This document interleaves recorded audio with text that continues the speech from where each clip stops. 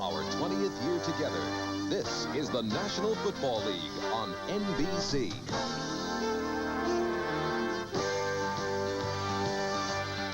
Today, from the Los Angeles Coliseum, it's the Denver Broncos versus the Los Angeles Raiders. Today's game is brought to you by Michelob. Where you're going, it's Michelob. The largest crowd to see an NFL game this year, 90,000 to pack the Coliseum in Los Angeles. A beautiful 70-degree day. Cloudless skies, a battle for first place. The Denver Broncos, the Los Angeles Raiders, both 7-1 in the AFC West. Hello, everyone. Dick Enberg with Merlin Olsen. This should be a great ball game. All the conditions are there, and one of the changes from Game 1 at Denver, when Broncos prevailed 16-13, both starting quarterbacks will not start today. Jim Plunkett is injured, so Mark Wilson has taken over at the controls for the Raiders. He threw 5 touchdown passes at San Diego last week. And Gary Kubiak, second-year man from Texas A&M for Elway, who has a bruised chest.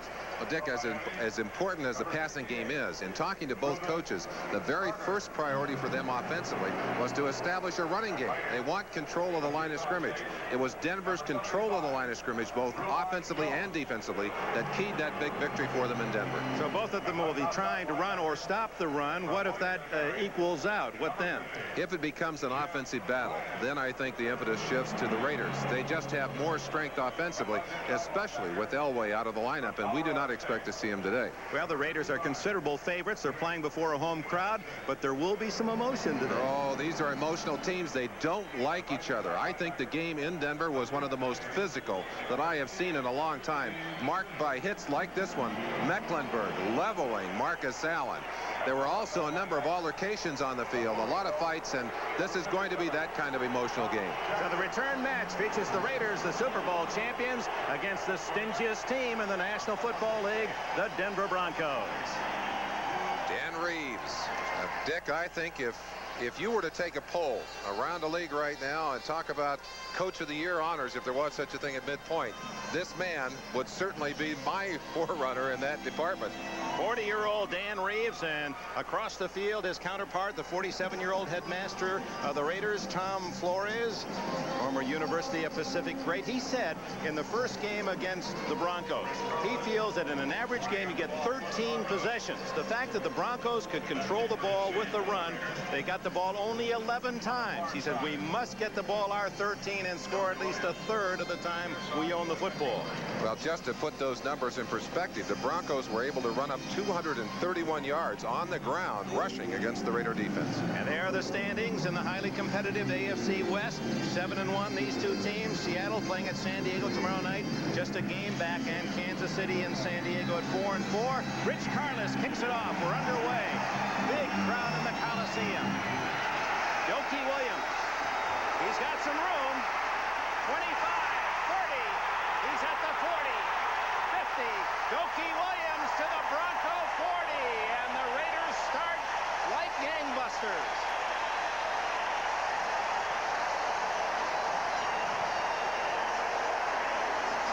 It looks like there may have been a penalty call because the defenders are lining up way down the field. As Yoki Williams shows you his starting speed, he's going to be playing offensive receiver and plays at Cliff Branch today. But look at him run away from the defenders here. Good job. Right at the end of the ball, Ken Woodard. Big special teams play there, but no, they're going to give them the full length of that play. No penalties. And the Raiders start in excellent field position. All right, the starting lineup for the Los Angeles Raiders has Mark Wilson, fresh from a big game at San Diego with his 5 touchdown passes. Marcus Allen, 10 touchdowns, leading scorer in the National Football League, non-kicker. But it's Kenny King who gets the call on first down, and the former Oklahoma Stars to the 34-yard line in the gain of 5. Number 50, Jim Ryan, after Rulon Jones, 75, that made the tackle. The offense for the black-jerseyed Raiders. Mark Wilson with Marcus Allen and Kenny King. Yoki Williams for the injured Cliff Branch. Malcolm Barnwell, 2 touchdown catches last week, in the tight end Todd Christensen. The blockers in front of Wilson are Davis, Hanna, Dolby, Mospar, and Lawrence. 2nd and 5. Marcus Allen in the backfield. Wilson's first throw. Great protection. He's going long for Williams. Well covered. And 20, 25. He fumbles, and who's got it at the 30-yard line? Broncos say they've recovered the fumble. The official says what?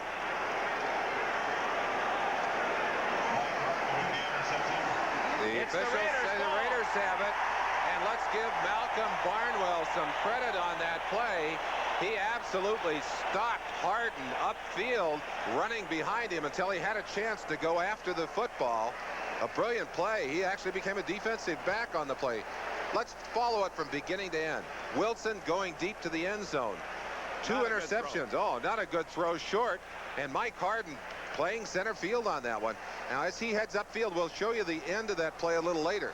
That was the 4th interception for Harden, but the Raiders get it back. In essence, they gained about 3 yards on the play, starting from the 34, then the fumble recovery at the 31. King gets very little. Let's go back to that interception by Harden and how he fumbled. Right at the end of the play, he's being stalked from behind by Barnwell. Watch Barnwell sneak up behind him and knock the football out of his hands. Right there, strip the football loose.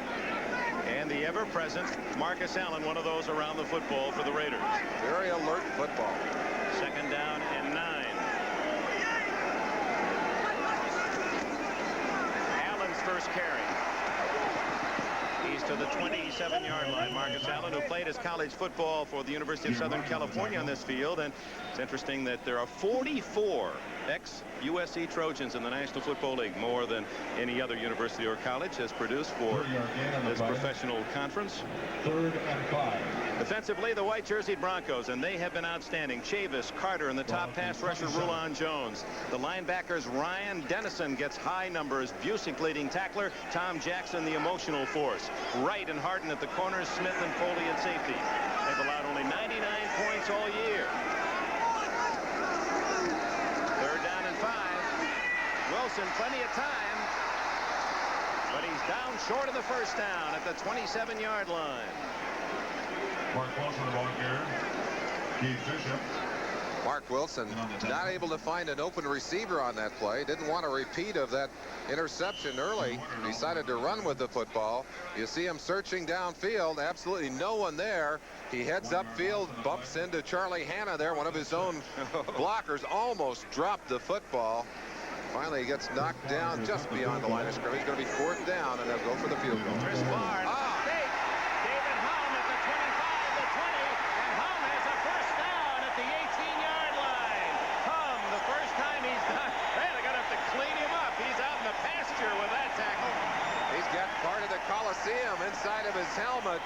They're trying to take advantage on that play of the aggressiveness of the Denver defense. They knew Denver would be pressing hard from the right side. This is an option, really. Hum has the option of throwing the ball out to Barr, but he already had the first down. Another quick look at it. Just an absolute run. Called in the huddle before the play, and you see how much room they had on the left side of that play. 1st and 10. Hum was not thrown a pass nor carried the football this year. Gets nearly 10 yards and a first down. Just underway, no score in the Coliseum. Great protection. Wilson underneath the coverage and into the 9-yard line goes Doki Williams, a man who started things with that brilliant 61-yard kickoff return. Well, already the Raiders have had things their way. They started with the brilliant return by Doki Williams, and then they get the return of fumbles, a double fumble in essence. Took the ball back again, and then able to go from what looked like a long field goal to a 1st and 10. Now they're 2nd and short on the 10-yard line. 2 yards for the first down. Kenny King blasts to the 6-yard line. It'll be 1st and goal for the Raiders. That Denver defense, and we want to identify Rulon Jones on that tackle. Also Barney Chavis.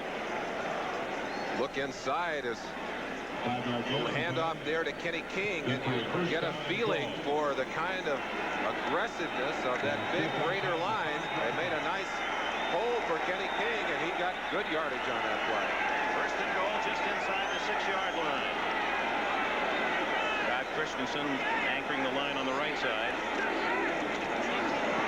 That play seemed to miss fire right from the start. King, a little stutter step in the backfield, and Steve Foley, 43, along with Busick, 58, to make the hit. Let's credit Tom Jackson. He was the man that came in so quickly from the right-hand side and broke up the timing on that play.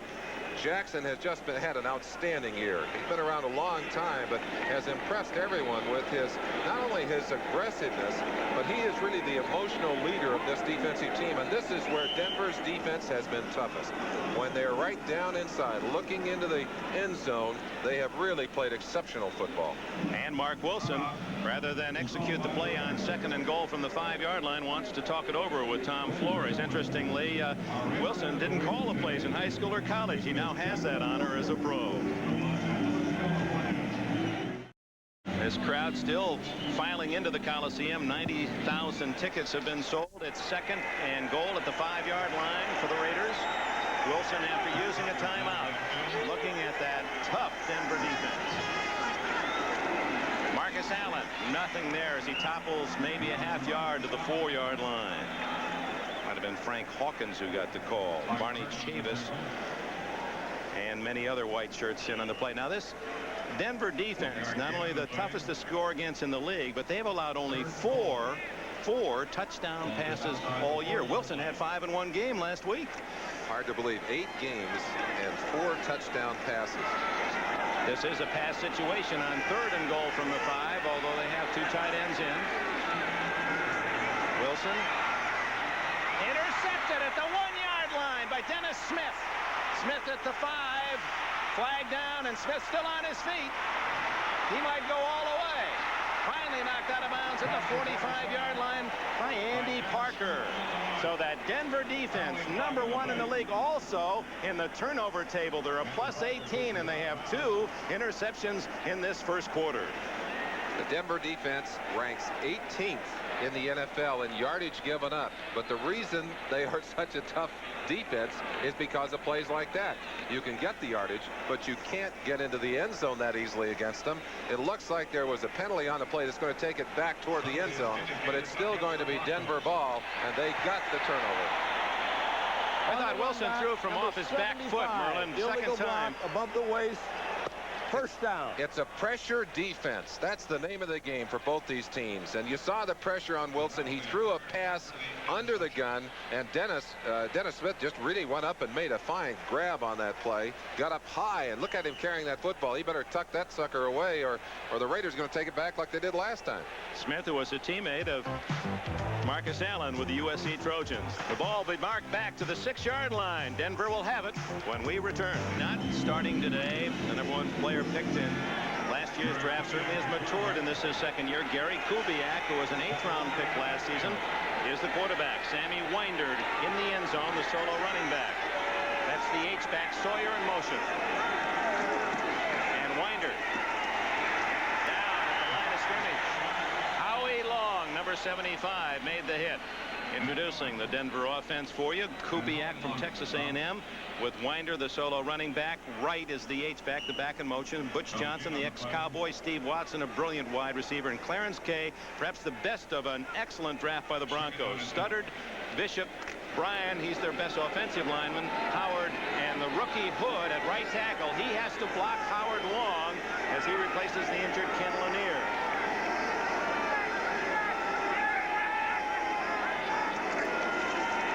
From his own end zone, going long. Butch Johnson. Fingernails not long enough at the 40-yard line. Lester Hayes in the coverage. Defensively, the Raiders actually statistically have better numbers than the Broncos, but where it really counts, points scored. That's all Denver. Howie Long, certainly an all-pro caliber player with Kinlaw and Alzado on the front 3. Barnes, Millen, Nelson, and all-pro Rod Martin. Lester Hayes and Mike Haynes, the best pair of cornerbacks in the league, and Davis and McElroy complete an outstanding secondary. I think we're going to see a lot of Brad Van Pelt today. He was in on that first running play, and the Broncos trying to use some misdirection as they did effectively in Denver, unable to get any kind of edge as the Raiders appear to have certainly geared up that run defense for this encounter. Out of the shotgun, Kubiak. Too much time.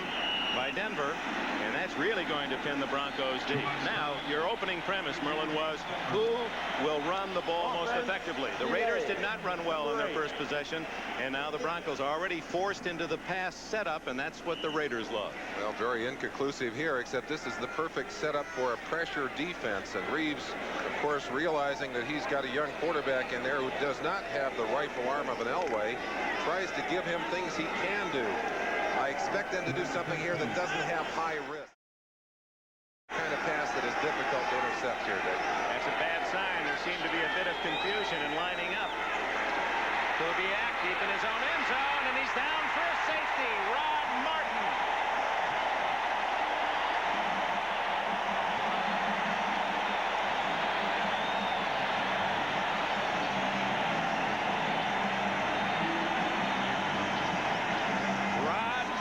The leading sack man for the Raiders this year. That was his 8th, and it's worth 2 points for the Raiders. Well, with your back to the wall and long yardage, the snap coming back here to Kubiak. He sees Martin coming in, has no receiver. He should unload that football. But Kubiak eats the football instead, gives up the 2 points. Now the Broncos are going to have to kick the ball back into the hands of the Raiders. We'll have the free kick from the 20-yard line by Denver. The Raiders score first. 8:05 left in the quarter. Him, Merlin. That gives room for other people. They can't double team everyone. You saw what happened as Kubiak goes down, and now they're going to put it into play with a free kick, a punt by Norman. The rookie Norman's punt toward Greg Pruitt. Good kick at the 20. Veteran Pruitt returns it to the 32, smothered by several white jerseys. A 12-yard return, leading 2-0. Mark Wilson, who was intercepted twice by the Raiders in their first possession, ducks his head into that huddle. Wilson had a very good ratio of interceptions and touchdowns coming into this game, but certainly bouncing that football into the wrong hands here in the early going today. One of the things that Dan Reeves said that has already been rather interesting to point it out, he said we want to win the game of field position, and they have certainly not been able to do that so far today. Although the interception returned by Smith had it out near midfield, only the penalty brought it back. Marcus Allen, who has 10 touchdowns this year and 36 in his 32 NFL games, greeted by a former teammate, Steve Busick, number 58 of Denver. Busick, the leading tackler for this Denver Crush defense, and McAtee had a good line in the pregame. He said, is this the real Orange Crush? He said, no, this is kind of the Crush Light. not quite up to the standard of the Great Orange Crush. Well, they might argue with that. Hey, Tom Jackson thinks they're better. They're getting there, I'll tell you. Wilson, plenty of time again, guns it to Williams, and Williams out at midfield with a chance, but Foley was around him, and he may have been waiting for that hit. And that might be where you miss the veteran Cliff Branch. I'm sure that Dokie Williams in his first start is very excited, very emotional. This is an easy pass to catch. It's easy in every way except that Dokie Williams is doing too much thinking down there, and he put it back on the ground. 3rd down and 7. Raiders lead 2-0. 7 minutes, 15 seconds remaining in the first quarter.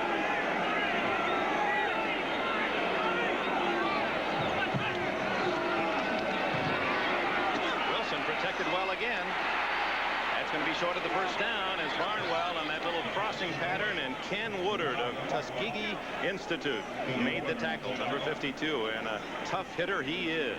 That's the kind of hitting that we had expected today, the kind of hitting that typified the earlier game between these two teams. Look at Barnwell. He really felt that one. And of course the hit able to shut the play down short of the first down. The Denver defense tries to keep everything in front of them, Dick, and that's one reason they give up a lot of yardage. But their philosophy is we're going to come up and make the play, force the mistake after you catch the ball. Zach Thomas back at his own 13. Ray Guy to punt. Todd Christensen, the snapper.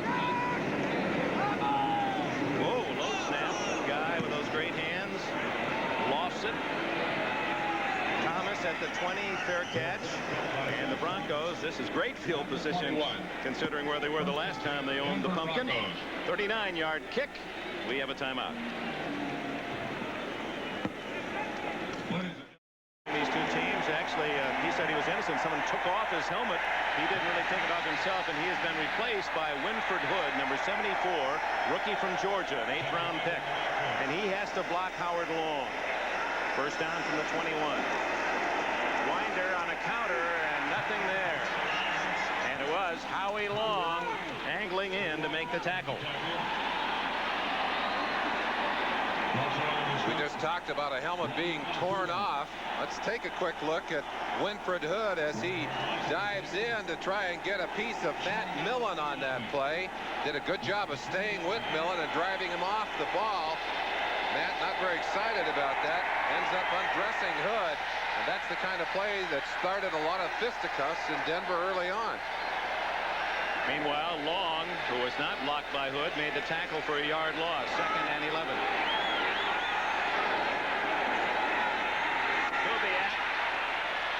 Underneath to Sawyer, who's back to the 24-yard line, and Lyle Alzado trailing the play. The veteran makes the hit on Sawyer. Let's bring you up to date on the final scores. Early games today. The New England Patriots, they were down, I think, something like 20-3 and rallied to beat the Jets 30-20.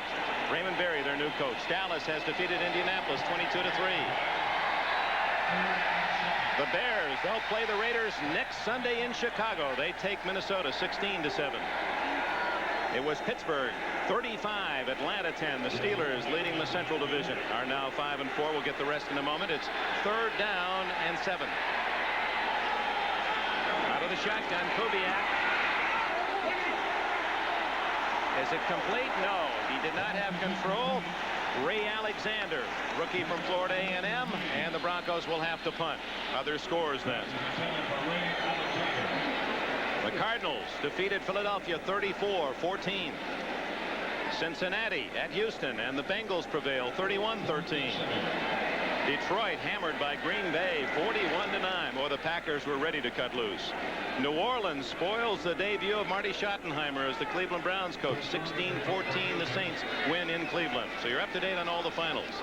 Here 2-0 as Chris Norman averaging 39.7 a kick. He's had a big one, 83 yards earlier this year. So he's got the leg. Through it. Beautiful kick.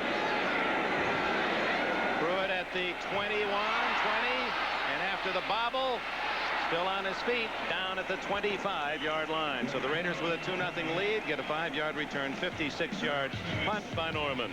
Well, Walter Payton against Marcus Allen next Sunday right here on NBC. Quarterback in the league at 6'6". Good numbers, 8 touchdowns. He had only 2 interceptions prior to today. And there are the Broncos. 4 touchdowns allowed, passing, 23 interceptions, counting their 2 today, and 30 sacks. Wilson, good protection. He finds the seam, just floating that one to Williams. That was a terrific throw. He had to hit it hard enough to be able to get it to Williams before the deep man got there, and yet had to loft it enough so the linebacker didn't intercept. No one has ever questioned Wilson's ability to throw the football. He has wonderful touch on the football, and with that height you mentioned, good vision downfield. He did a good job on that particular play. And again, you see the Denver defense trying to keep everything in front of them. They don't want to give quite that much room, though. That's a big gainer. Good field position now for the Raiders. Total yards, 3rd possession for the Raiders. Over the middle, Christensen has his first catch, and the big tight end is bulldogged down by Tom Jackson, who is actually giving away about 15 pounds on that hit.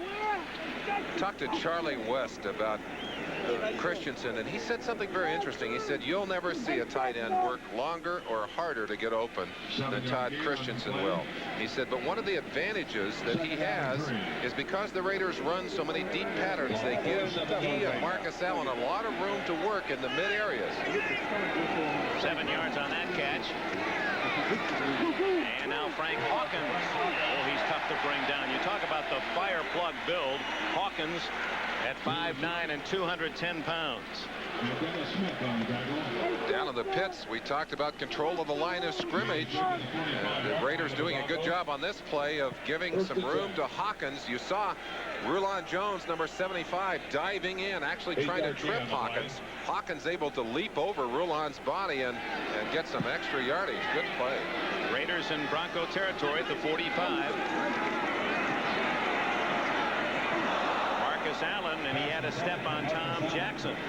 And they caught the Broncos in a blitz. Had Allen caught that one on the run, it could have been trouble for Denver. Down the way in Anaheim, the 49ers have scored against the Rams 3-0 in the first period. Buffalo trails at Miami 7-0 in the first quarter. That's the unbeaten against the non-winning Bills. 7-0 Giants early against the Redskins at home. So far, the Broncos unable to get a great deal of physical pressure on Mark Wilson. Hawkins and Allen behind Wilson. Marcus Allen. Oh, nice move by Allen to the 40 and down to the 36-yard line. Jim Ryan, number 50, had him in his sights all the way, and then Marcus, with that little move inside and the duck outside, had escaped. Great athletic ability. This is the kind of thing that a great athlete can do. Notice how the Raiders have spread the action sideline to sideline. Right here, Marcus is the outlet man, takes what could have been a non-gainer and turns it into a very healthy gain. They're going to be short about third down and about a yard to go, Dick. 9 yards on the pass play to Allen to the 36-yard line. 3rd and 1.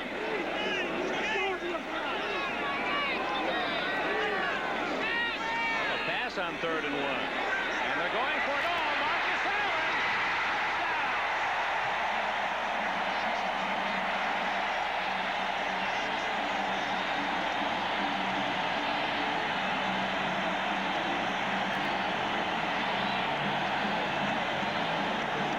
Marcus Allen. His 4th touchdown catch, his 11th score of the year. Joe Collier very proud of the fact that his defense is so hard to score against with the passing game. He told me earlier, he said, I love to watch Marcus Allen play, except when he plays the Broncos. You saw the reason why on that particular play. Marcus isolated one-on-one on Dennis Smith, the safety, and he still outran him cleanly to go in for the TD. Chris Barr's point after is good. But Marcus Allen on a deep swing. The invaluable Allen open again. A 36-yard touchdown throw and catch. Wilson to Allen. Quick look at it. You see Wilson getting time here. I think everyone in the park expected a run on this play, including the Denver defense. Look at the high trajectory on that ball. Marcus adjusting late to that ball, how he had to run under it. Beautiful job. Mark Wilson. And this is the kind of pass he showed the Charger defense last week. Just not overthrowing, lobbing it high, letting Allen run underneath it. 6 points to match the number on the quarterback's jersey. And he's gotten a lot of those in a short amount of time. Isn't it interesting that Wilson, now in his 4th year with the Raiders, has actually started less games than Elway of Denver? Well, he certainly hasn't started that many ball games, but he has been productive. Chargers found that out in the shootout last week down in San Diego, and the Broncos are finding it out here today, and this is not the kind of game they wanted to play, Dick. They wanted a low-scoring game. They wanted a defensive game. They don't want to try and match offensive prowess with the Raiders here today. Raiders go 75 yards in 6 plays. Dan Reeves talking with his quarterback Kubiak. Reeves, a quarterback in college at South Carolina, but better known for his success in the NFL with the Cowboys as a halfback and a good option halfback. He had 30 completions as a half-run pass to the Cowboys. Zach Thomas, after having some problems with that low kick, gets it out to about the 18-yard line. Brought down by Derek Jensen. Derek Jensen, the captain of the special teams for the Raiders, making the tackle. So the Broncos trailing 9-0 and with a -1 yard showing for offense in their first 2 series start inside the 20. It really hurts to have both Lanier and, of course, Elway. More than anything, Elway, because that forces Dan Reeves to change his offense. Kubiak perhaps audibleizing. Winder ducking to the 20, the 21, and hit hard by Rod Martin, who was trailing the play. Martin, 220 pounds, and he is really an inspiration for all you athletes who perhaps aren't as big as you want to be. When he left USC, he weighed less than 200 pounds, was picked in the 12th round. In fact, the Raiders called John Robinson, then the coach at USC, said, do you have anyone that hasn't been picked yet? We're in the 12th round. We have one pick left. And Robinson said, yeah, no one's taken Martin. I think he can play in the NFL. He didn't make it. They cut him. San Francisco picked him up. They cut him. He said, but I never thought I couldn't play. I just hung around and waited for the phone to ring. Now he's an all-pro. He makes some helmets ring out there, I'll tell you that. Steve Watson has a first down for the Broncos at the 36-yard line. Mike Haynes makes the tackle. 15 yards for Watson, a free agent himself out of Temple. I asked Dan Reeves what kind of changes he would have to make with Elway out of the lineup. He said, we're going to have to throw more quick passes. That's the kind of pass he was talking about right there. Just a drop back, very quick drop back, and a timing pattern to Watson, who's a very athletic and very graceful receiver. I think one of the most artistic receivers in the NFL. Broncos own their first down of the game. Comes in the final minute of play. 15 seconds left. Quarter. Winder in a crowd. Not much there. Reggie Kinlaw, the nose guard, stacking up the play. 4 seconds and the clock running, and a few extra words as the first quarter is over. The Los Angeles Raiders on a safety and a Marcus Allen touchdown lead the Denver Broncos 9-0. Welcome back to the Coliseum in Los Angeles. A crowd, some 90,000 here at the Coliseum. You played here not often before an audience this large. What's the feeling down on the floor of this ancient arena? You can feel them, Dick, but they're a long ways away from the field. It's not like being in a stadium where the crowd is right on top of you. Not like one of those covered stadiums. No, not like a dome. On second down and 9, this is Kubiak going long. What a catch by Watson! Oh my! He took it right away from McElroy. Steve Watson, another brilliant play. They've come to expect that from this sensational 6-year receiver from Temple. Well, we said athletic and acrobatic, and here is Watson to prove it. Reeves said that Kubiak has a nice touch on the long ball. That one was thrown nicely, but could have been intercepted had Watson not done his layout act. I think we could give him a half gainer on that one, Dick. He went way out to strip that one out of the hands of the defender. Steve Watson, 41 yards on that reception. His hobby when he's not playing football is art. He likes to get involved in cultural things, and boy, that indeed was a nice little painting on the canvas here at the Coliseum. You mentioned the crowd. One way to quiet them down is with that kind of play. And the Broncos, their deepest penetration when we come back. They're at the Raider 22. Kaleidoscope of color, the Coliseum in Los Angeles, still freshly painted, those gay colors from the Olympic Games performances here. And a colorful crowd on a shirt sleeve, 70 degrees, Southern California afternoon. The Broncos trailing 9-0 early in the second quarter, have a first down at the Raider 22.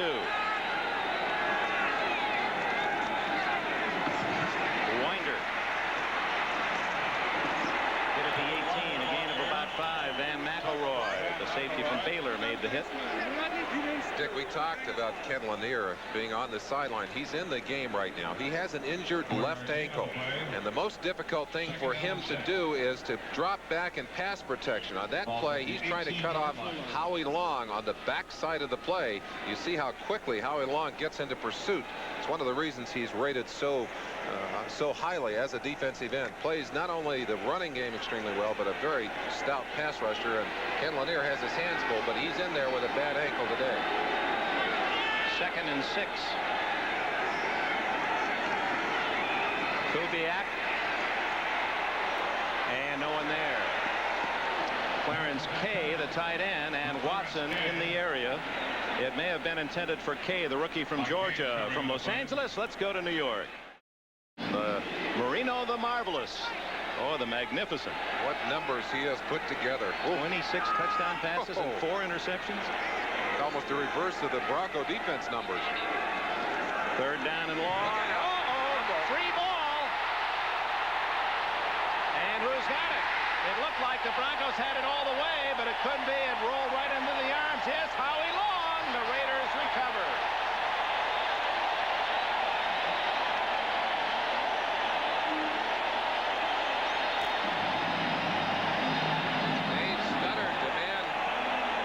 Protect that football for the Broncos, as he did a good job of hand fighting Howie heading for the football, but unfortunately the Raiders end up with the football after the sack.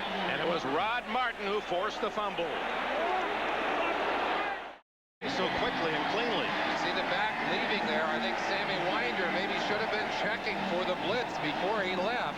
Kubiak just couldn't see him, and you saw Lanier fighting Howie Long for that football. Here's a better shot of it. Now watch Lanier actually holding Howie here. He gets to the football first, but can't hang on to it. Howie rolls over and steals it back. Trick or treat, and it's Long with the pumpkin. First down at the 32 as the Raiders deny the Broncos. It's 9-0, 13 minutes left in the half. Marcus Allen stays in bounds. Although I thought I heard a whistle, he may have stepped out back at the 40-yard line in front of Tom Flores. Indeed he did. He'll take it back there, but what tremendous body control. Stretching to the outside. There's the tap. You saw the dirt fly on the sideline. The officials blowing their whistles and waving their hands at Marcus. Just a few weeks ago, we saw a play like that where Marcus hit the ground, jumped up, and the Seahawks thought the play was dead. Marcus continued on downfield for another 40 yards. Credit Allen with 4 yards on that carry. Kenny King and Mike Harden. Boy, did he guess right. Harden said, you just try to go outside, and Harden cut off the path and made a solid hit. Playing on that right corner. He's from the University of Michigan. Likes to travel. He likes to model, he says. He also likes horticulture. There's got to be a line in there someplace. Well, he likes making that kind of play too. And you know, he's the guy that was picked on in the secondary last year. He's really come around. He's playing a lot better football, and people still go over there and say, let's test him. But with 3 interceptions against these Raiders, he's passing the test pretty well. 3rd down and 9, a loss of 3 on that last play. Great protection. Oh, wide open again, but overshooting Malcolm Barnwell was Wilson. He had a short 6, and they did indeed. It was Steve Wilson playing on that sidelines that was well beaten. 2 big touchdowns last week for Malcolm Barnwell, and this is the vertical game that the Raiders talk so much about.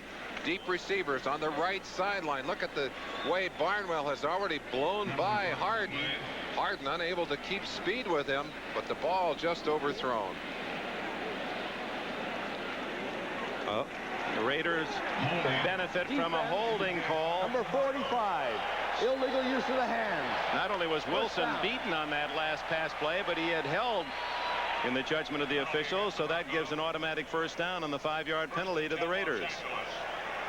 Wilson, a man who knows a little bit about receiving, last year was used very often as a wide receiver as well as a defensive back. His daddy played on this turf for the Los Angeles Rams. TD Tommy Wilson. Touchdown time. That was even before me. No. Yeah. No, look out. Fumble. And who's got it? Wilson may have scraped it back. Yes, he did. Tom Jackson in from behind, and Wilson didn't hear him coming. Yeah, and that's the kind of play. We talked about the similarities, the pressure defense of these 2 teams. You saw the blindside hit and the fumble a few moments ago from Rod Martin. Now you're going to see the blindside ball knocked away. Jackson coming all the way from behind. Watch him now. He sneaks in from the backside and knocks the football right out of Mark Wilson's hands. But look how alert Wilson is. He's the man that dives for that football and gets it back. It's recorded as a sack for the Broncos. Started today even with the Raiders 30 each.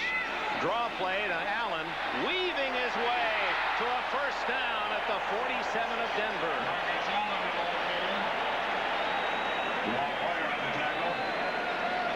Oh, you think about it, makes you salivate. Walter Payton and Marcus Allen. We'll see him next Sunday in Chicago, Soldier Field. And a couple of BYU quarterbacks. And, of course, along with Wilson. But look at the moves here. Look at the lateral moves. The flow of Marcus Allen. He is poetry, the way he can pick and move and accelerate. scares the heck out of you if you're a defensive player, I'll tell you. It's now official, a first down at the Denver 47. The score is 9-0. 11:25 left in the first half. Over 100 yards last week for Marcus Allen against the Chargers. That's the first time he's done that regular season since last year against Miami. He said he really feels good physically, and he said, I don't want to make any predictions, but I do feel good for this game. He dumps it out to Allen. And not much there. Tackled at the 43 by Dennis Smith. Allen is the only American Conference back with over 1,000 yards from the line of scrimmage, passing, pass receiving, and running. And he is the leading running back as far as receptions are concerned. 39 catches, as you saw. Keith Bishop on the sidelines from Baylor. Uh-oh. That's not good news. An ankle up. Starting guard for the Broncos. They don't need to lose another member of that offensive line. 2nd and 6 with Allen in motion, and Wilson slips under the pressure of Tom Jackson. Jackson again. Tommy, look at him. He talks to these Raiders. They don't like Tommy. They really don't. In fact, you know, he talks them a bit. Rod Martin said the only thing I don't like about the game today is that Jackson is playing on defense. Oh yeah. He does an outstanding job. He got in so quickly on Mark Wilson that Wilson had no choice. He simply went to the ground. 2 times that they have sacked Mark today. And the interesting thing about the Broncos, they have so many players with sacks in their lineup. Now, a lot of times you look at a defense and 4 or 5 people have sacks. The Broncos have a whole list of people who've made sacks. In fact, Rulon Jones with 5 leads the way. 3rd and 12. Complete to Christensen. And that tight end from Brigham Young has a first down at the 29. Ken Woodard made the stop. 20 yards to Christensen. Well, BYU guys hook it up here. Look at the roll right there. Louis Wright trying to jam Todd Christensen early. And looked like somebody blew a pattern there. Very often, Christensen takes some liberties with his patterns. I think he may have done on that play. Put a heat on Mark Wilson as he didn't get a chance to see that one completed. 77 Carl Mecklenburg on Wilson. Frank Hawkins runs right into Reuben Carter. Carter now in his 10th year from Miami of Florida, the nose guard. Gain of about 3. In case you joined us late, Rod Martin recorded a safety tackling quarterback Gary Kubiak in the Denver end zone to make it 2-0, and then a 36-yard touchdown throw. Mark Wilson to Marcus Allen made it 9-0 late in the first quarter. The Broncos then on a drive were inside the Raider 25 when Kubiak, blitzed by Martin, fumbled, and Howie Long recovered, and the Raiders have driven down inside the 30 and go long, wide open, and incomplete as Foley saved a touchdown. He stripped it from Barnwell. Boy, did Foley close ground when Barnwell seemed to be all alone. When coaches talk about defensive backs, one of the things they talk about is the ability to close on a receiver. That's the terminology. From out of nowhere on the ball, but look how Barnwell stays on that football until the last second. I think Foley had to strip it out of his hands at the last second to keep him from catching the football. And that brings up 3rd and 7 at the 26. 11th play of the drive after the fumble was recovered by Howie Long. Christensen, the man to watch. He's lined up on the left side. Blitz going long for Barnwell. Touchdown. No, did he have? No, incomplete. He did not have possession. And again, Barnwell in that sequence appeared to have 2 touchdowns, and on both occasions the toughness of that secondary. This time Louis Wright to knock it away. Well, I say that Louis Wright has maybe lost a little bit of speed. He has certainly not lost any ability. Judge the football perfectly. Watch him go in and take the football out of Malcolm Barnwell's hands. Couldn't stop the reception, but could keep Malcolm Barnwell from keeping it in his hands. Yeah, he had 2 touchdown catches last week, and he almost had 2 back-to-back. Neither time was he able to maintain possession. You could see he was bobbling. Now Barr to try a field goal attempt. Remember, they tried a fake field goal the first time. This will be a 44-yard try. Right up the peristyle end. And have 3 more. 44 yards for Barr, and with 8:28 left in the half, the Raiders now lead by 12. 12-0 Raiders. Elway's injury, just exactly what is it? I talked to him this morning, Dick, and he said it's right here under the shoulder blade. He said it's the muscle here, and he said it hurts him when he reaches back full range and comes forward. And we watched him in practice. Has no velocity, no strength. That's really what keeps him from being on the field. I'm sure he's dying inside right now. Gary Kubiak, the backup quarterback, will be in charge as the Broncos about to receive Barr's kickoff. 8:28 left in the second quarter. Zach Thomas fumble. But he gets out of a pack and across the 10 to the 11-yard line. Rulon Jones, the best pass rusher for this Denver Bronco defense, heading into the locker room.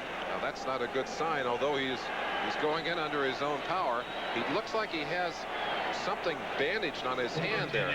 They tell us he is going in for x-rays on that hand, and we will have to check that with you a little bit later. Well, ball control was a key. Both coaches talked about it, and you see the Raiders with an obvious advantage in this first half and lead on the board 12-0 from the 12-yard line. Winder.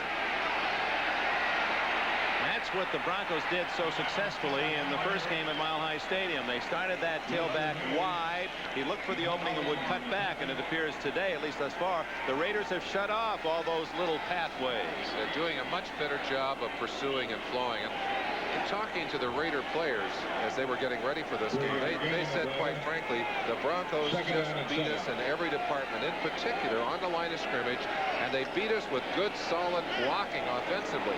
The Raiders, I think, better prepared, and certainly the execution better for them so far in this game, Dick. 2nd and 7.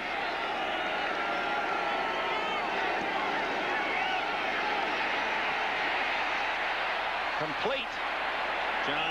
Jim Wright, but short yardage at the 15-yard line. In fact, maybe no gain at all. And Kubiak lucky to unload that one as he was being hit from every direction. Kubiak faking first to Winder, turns back around to look for Wright, and looks right into those black jersey defenders who are almost eating him up. You see how quickly Mike Davis, number 36, responded to that play, coming up, closing quickly, knocking him down. Third and about 7.5, 8 yards to go.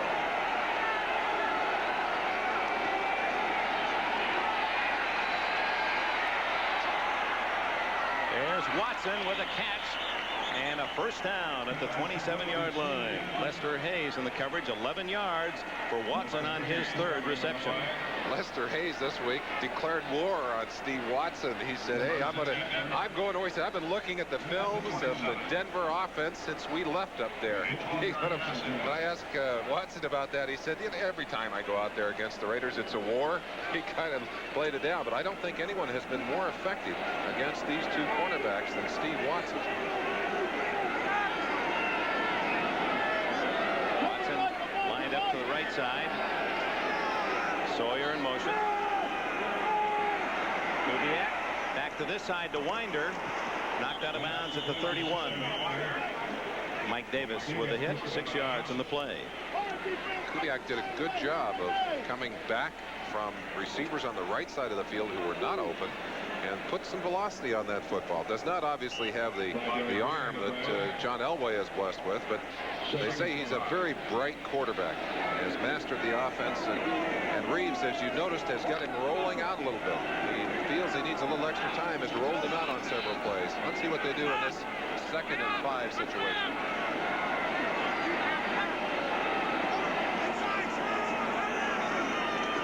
Draw to Winder. Breaks out of Millen's tackle and has a first down before McElroy can knock him out of bounds at the 45. It's 12-0 Raiders here in Los Angeles. Let's check elsewhere. Dolphins are flipping another opponent. 9 in a row should they beat Buffalo, and they're heading toward what should be a terrific game later on. Let's see the Raiders play down in Miami. First down Broncos. They trail 12-0. Hit in the backfield as Gerald Wilhite as Millen came through a gap and dropped Wilhite on his first carry of the game. Matt Millen, how often do you see that? Matt missed the tackle. Winder got out for a big gain. I'm sure Millen was kicking himself in the tail. He came right back, made a big play on that situation. A 5-yard loss.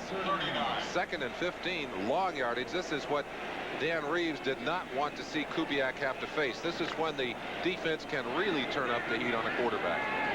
Millen, one of the many greats out of Penn State to play linebacker in the NFL.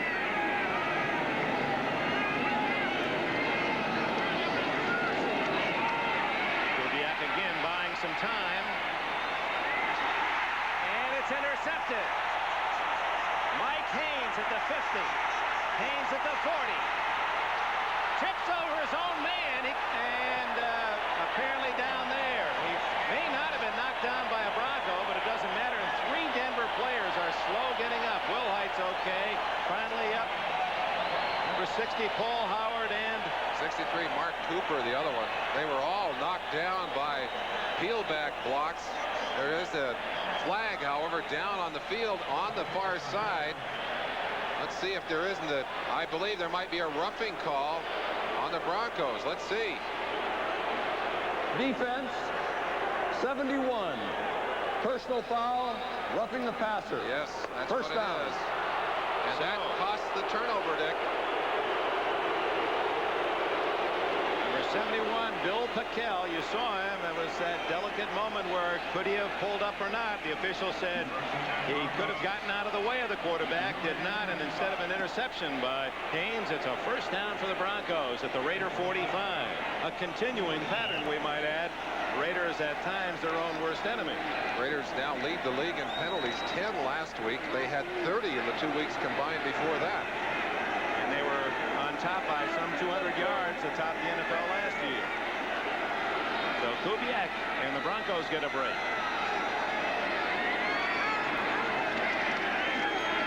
Winder dumped at the 42 of Los Angeles by Pickel. Perhaps we can see what the officials saw to cause them to throw the yellow flag. The ball is gone. 1, 2 steps. And I think what they may have called was the helmet. That's using the helmet to the head. It's also relatively late, and it looked like Pickel, if he had wanted to, could have avoided that collision, Dick. Second down, 7. 4:24 left in the half.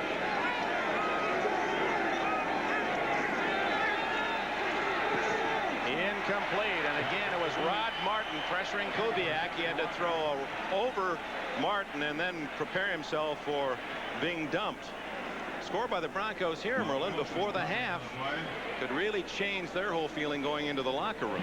Now, Dan Reeves, I'm sure, is not terribly pleased with the way his team has played in the first half, but he wants that score to be a low score. He knows he can't play a high-scoring game against with the people he has on the field today offensively. So he's got a chance here if they can get down and get 7 points to be only 2 points behind. I'm sure, looking at it that way, he would not be disappointed if they can get in and get some points here. Critical third down, and Kubiak has to call timeout. Both teams now have wasted a timeout in the first half. And there are 4 minutes, 13 seconds left before the intermission. Big crowd in Los Angeles through the football tuning forks here at the Coliseum in Los Angeles.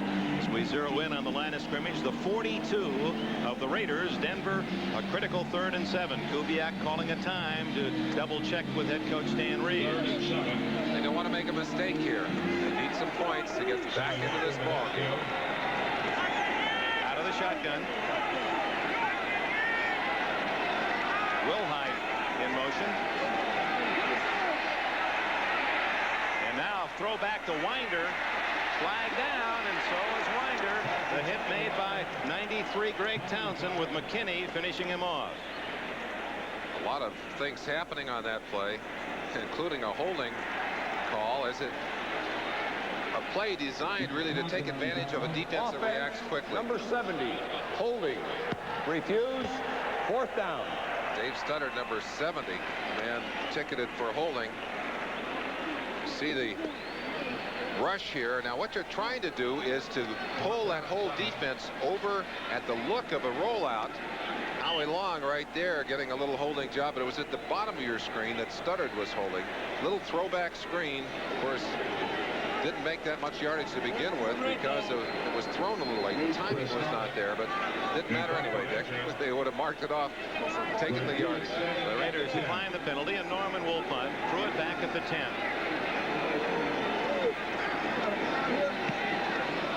Very, very high. Good kick. Pruitt, fair catch. They're going to call that a recovery. It's a muff kick. Was he interfered with? Was his chance to catch the ball? I don't see a flag on the field. It looked to me like one of the Broncos may have interfered with his ability to catch that football. Now, you can't advance a muff. They'll bring that football back to the spot where it was picked up by the Broncos, but that would give them excellent field position.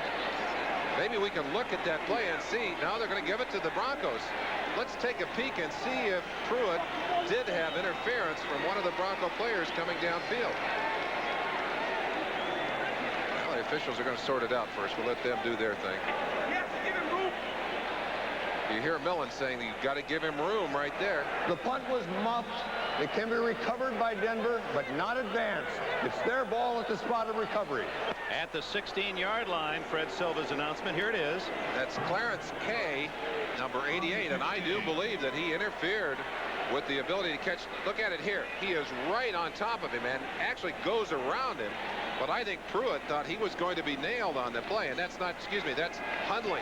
Ricky Hundley, 98, not 88. The young man just activated for this game, making a very big play for the Broncos. That may be the break the Broncos need. They trail 12-0. First down at the 16.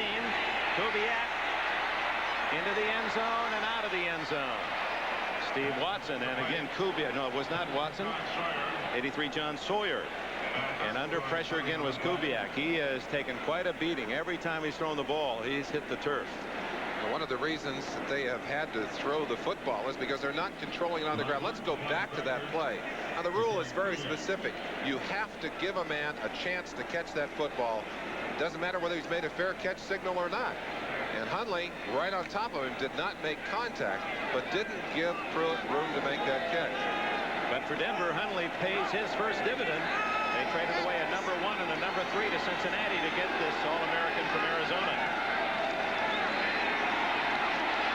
Into the end zone again for Sawyer. Same play, and this time it was McKinney on the coverage for the Raiders. The Raiders will mix their coverages against Kubiak. They know he has not had that many starting assignments, has not had that many opportunities to get out there and read the complicated defenses of the NFL. They'll keep switching things around on him. And of course, they'll keep the heat on him if they can as well. Broncos' best chance to score thanks to the fumbled punt. 49ers leading the Rams at Anaheim Stadium. 2 sellouts today in Southern California, some 30 miles apart. Miami breezing against Buffalo, 17-0 in the second. We'll have all the updates for you at halftime. 3rd and 10. Look out. Davis crushes Kubiak as the Raiders sent the strong safety in on a dog. The 3rd sack for Los Angeles. And throwing everything but the kitchen sink at Kubiak. They're hoping that he won't read the blitz quickly enough to react. In that situation with one single back there and Winder quickly out, Davis had a free track, goes in over the top. You see Sawyer looking back over his shoulder at Davis, but it's too late. The quarterback's on the ground. Rich Carlos, who has not missed this year inside the 40. He's 8 for 11 overall. This will be a 41-yard attempt. Barefooted Carlos.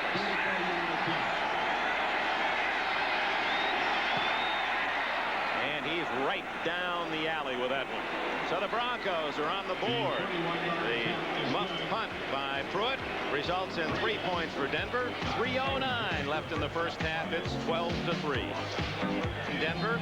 Carlos tees it up after his 41-yard field goal. We got a report from the Cleveland-New Orleans game. And Sam Ratigliano can offer perhaps some solace to the new coach, Marty Schottenheimer. With no time remaining, Morton Anderson kicked a 53-yard field goal to give the Saints that 16-14 win. We'll have all the details, final scores, updates for you at halftime. NFL 84. Carlos' kick is short. Jokey Williams at the 10. 20. And wrestled down at the 20, 31-yard line. A 21-yard return for Williams. Here it's 12-3. Let's go to New York. In this ball game, one of the things that Denver has not been able to do is to get good position on their kickoffs. Carlos kicked everything out of the end zone in the first game. His kicks have not been very good today, and the returns have been excellent.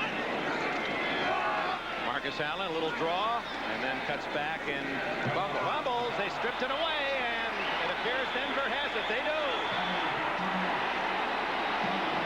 Tom Jackson, and that should be 5 for taunting there. They talk about the new rules, and if ever there was an example of somebody taunting, there was it, and there's no flag. Fumbles have been important for the Broncos. They've picked up 12 of them, 13 with this one. Ryan, the man who goes in, and look at him go right after that football, just broke it loose from the grasp of Marcus Allen.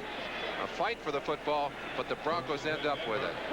Jackson getting a little battle there from Bruce Davis. I don't think he wanted any part of him. Tommy's the man that just popped right down on that top of that football. Now the Broncos, who have been best in the league on that turnover table, they were a plus 18 at the start, get another break. They have 2 interceptions and 2 fumble recoveries. Kubiak to Winder.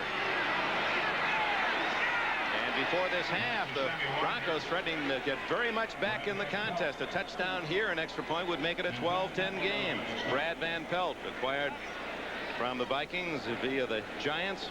In on that tackle, he's wearing number 91 for the Raiders. 2.5 minutes left before the intermission. Broncos have not had the kind of running attack today that they showed in the earlier game. Winder had 91 yards himself before he left with an ankle injury. But that's the kind of running ability you saw on that play after the catch that he has. Second and a long 2. Puts Johnson in motion.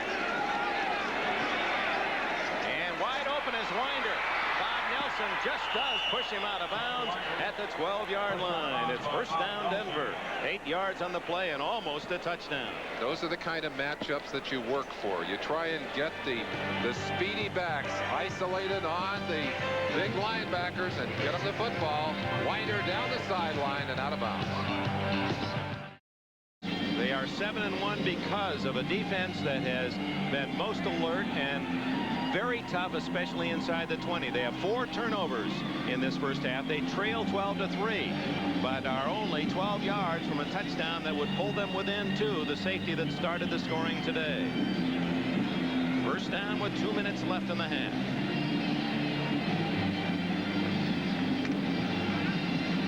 Kubiak for the injured Elway, who has not played. They're a +2 today. That means they're a +20 on the year in turnovers.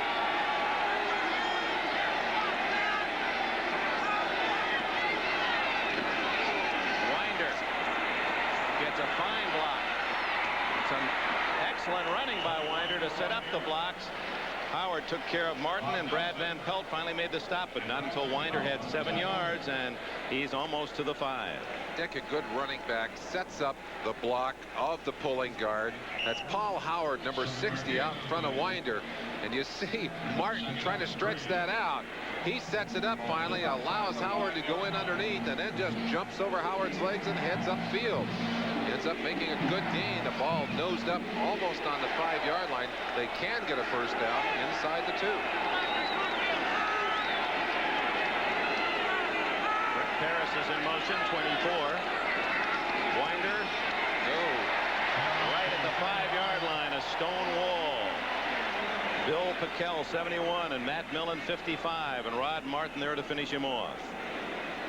Pickell plays a power game, and they're on the nose and plowing in and met Winder in the backfield. I think they actually lost a bit on that play. See Elway on the sideline. I'm sure it's eating him up. The young man likes to play the game. Watson way out to the right. Sawyer and Johnson both to the right. Winder in the backfield. 3rd and 3. 6 for a touchdown. Looking for Watson. Throws back to Winder, but threw behind him. That was a tough chance for Winder. Kubiak mad at himself. Winder expecting that ball to be thrown on his outside shoulder. Had to do a 180-degree turn, and that is tough. Unable to control the football. I think both Kubiak and Winder disappointed they couldn't get that football, at least take a shot then at the first down, maybe even the touchdown. Reeves has got to be patient. He's got to realize that, and I'm sure he does, that Kubiak has not had that much of an opportunity to play, and he's going to make that kind of mistakes. An apparent 23-yard field goal try by Carlos. And he roots it through. I asked him about kicking on a day like this when everything was warm and nice. He said, hey, it's tough in the snow. This is no contest. Recoveries leading to a pair of field goals to cut the Raiders lead from 12-0 in half, and now Carlos to kick it off.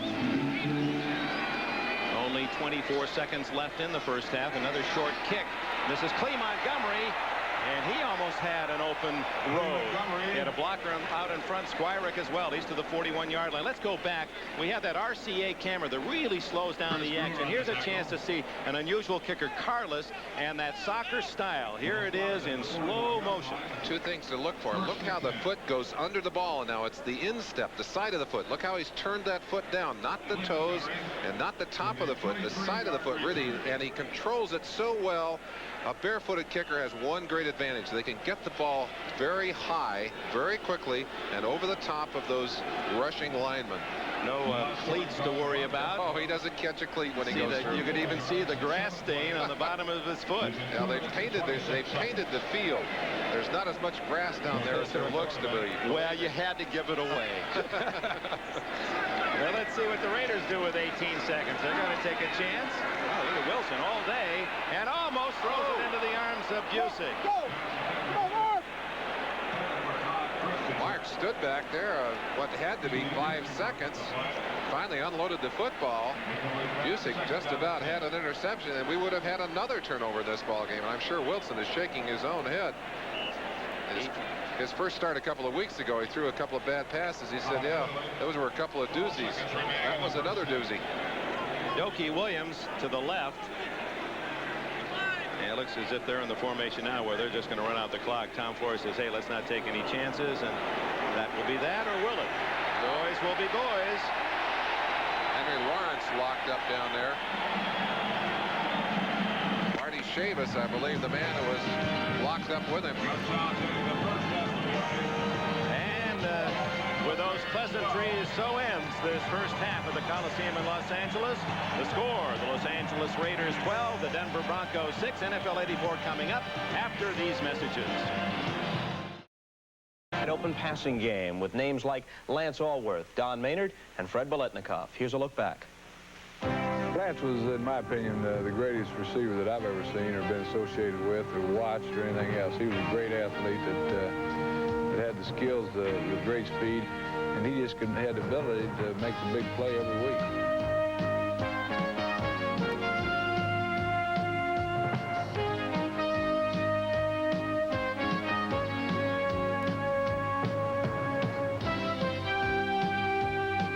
Assistant Charger coach Al Davis, who will convince Arkansas wide receiver Lance Allworth to sign with the AFL's Chargers. He could dominate the game. He could block, he could catch, he could run with the ball, but he was a great leaper. Very powerful in the lower part of his body, great jumping ability, and tenacity. Allworth will catch at least one pass in 96 consecutive games, a record, and will gain better than 1,000 yards a season for 7 straight years. 1,000 yards probably has meant more to me because it meant I was consistent, and that even though I was hurt, I still played, then I was contributing to the team. It was a personal thing, but yet at the same time it meant something to the team. For his achievements, Allworth will become a Hall of Famer, but his contributions to the AFL will go beyond his Hall of Fame credentials. He was the first AFL player who had never played in another league, who was used by the media, the fan, and the college coach as the standard of excellence at his position. You would go on a college campus and you would say, how about this receiver you have with speed? Who do you compare him to? He said, well, he's not at Allworth. They weren't comparing him now to an NFL player. The guy that they all looked to as the top receiver in pro football among the deep threats was a kid in the AFL. The New York Jets will showcase their deep threat receiver, Don Maynard.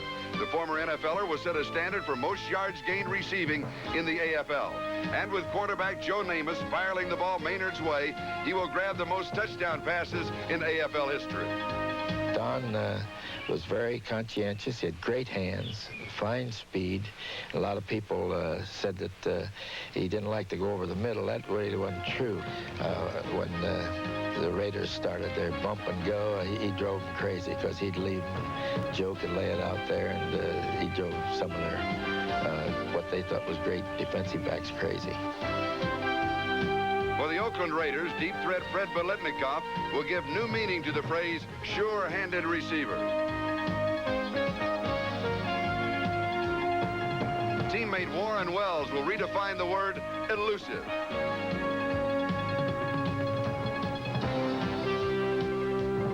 And in our next edition of the AFL Remembered, we'll have the receiver who is the all-time scoring king.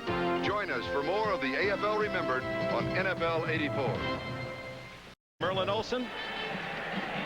Very obvious, Dick, as you glance down the stats, that neither team has really done a lot of running. And that's one of the keys that we laid out early in the ball game, that both teams would try and control the line of scrimmage offensively. The defense is really controlling the game at this point. And if you look down, almost at the end of the stats, you see the turnover number. And it's there that the Raiders and the Broncos really are kind of separated. And it's the Bronco defense that started in this first half. The absence of John Elway, you felt that all things considered, if Elway were in there, and I think those last two possessions, fumble recoveries deep in the Raider end, with Elway's threat to throw, it might not be just 12-6 Raiders. Dick, I really believe that Dan Reeves is kicking himself and very sorry that his team couldn't capitalize on one of those opportunities. They should have had a touchdown at least on one of those occasions. I believe Elway would have converted on at least one of those shots, and that would have made a big difference in this game. Do you see any changes in strategy in the second half? Well, obviously, the Broncos want to keep it close. I'm sure if I were in the Raider locker room, I'd be saying, come on, guys, let's break it loose. We've got a chance here if we get points on the board. And if I were a Bronco defender, I'd say, let's see if we can't score some touchdowns here. They've scored twice in each of the last two games. They've had 4 TDs in the last 2 games. Maybe they can do it all on their own. All right, let's look at how the scoring developed in the first half here in the Coliseum. Kubiak back to pass early in the game, and Rod Martin recorded a safety for the Raiders to make it 2-0. Martin, the All-Pro, instrumental again. And then it was Marcus Allen, deep pattern. And Mark Wilson floating the ball deep to Allen, a great receiver, and that made it 9-0 Raiders. And the Raiders added a field goal by Chris Barr and led 12-0. Were very much in command in the middle of the second quarter, but back came the Broncos. The Broncos came back with a pair of field goals to put their points on the board. You see Carlos kicking barefooted at both occasions. Both teams now on the field, ready to go. Chris Barr has it teed up. And deep to return. The Broncos, Zach Thomas, has been the man who has taken all the opportunities thus far. He's the man on the near side. And it's aimed at Thomas again. Whoops, they fight over it, and Gene Lang comes up with it. And he is toppled at the 25-yard line just as he was springing into the clear. Otis McKinney with a saving tackle up high on Lang, a rookie. Otis McKinney getting a big shot on him. News out of the locker room that Rulon Jones has a broken bone in his hand. He will play in the second half, but some bad news for the Broncos. Keith Bishop, starting guard, has a strained arch. He will not play. Now that's bad news. Kenny Lanier already injured, and that means 2 of 5 starting interior linemen of the Broncos not in the lineup at this moment. Kubiak starts from his 25, trailing 12-6. The toss, and it's Winder. Knocked down at the 29-yard line. Brad Van Pelt, now in his 12th year from Michigan State, and Matt Millen, number 55, made the tackle. Van Pelt, acquired from the Vikings for future draft considerations. A great college baseball pitcher at Michigan State. In fact, each of his 4 years in college, he was drafted by a major league team. I asked him, are you sorry at all that you didn't wander toward Major League Baseball? He said, maybe the first year or two, but football has really been my home. I love the game, and I'm so pleased that I stayed with this one. He says this is his greatest challenge, fitting in with his Raider team and doing a job for them. 2nd and 5. Butch Johnson in motion. They go the other way to Winder. He gets around Alzado, and McElroy has to come over from his safety spot to make the tackle at the 40-yard line. So they start the Broncos by moving the ball on the ground, something that they did not do effectively in the first half. I'm sure both teams will start this second half with much the same kind of thought that they started the game with. They'd still like to get control of the line of scrimmage, and as you mentioned, Dick, neither are able to do that effectively, in particular in the early going for the Broncos, but they have made a good start here of running the ball. Broncos with a 7-1 start, one of their best in history.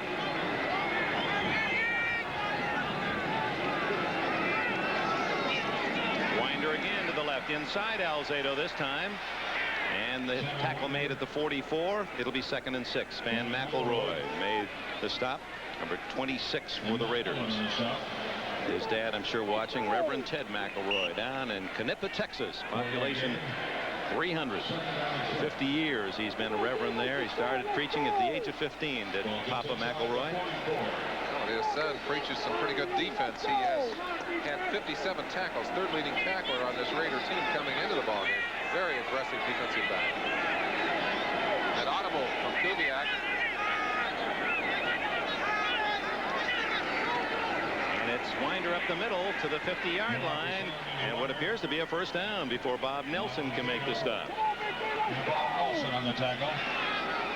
You really have to admire what Dan Reeves has done with Denver. Here's a team with more rookies than any club in the entire NFL. They have 15 rookies on the roster as Reeves slowly, not really slowly, is making a complete turnaround in his personnel. And with all that youth, nevertheless, Reeves has his team with only one loss in the first 8.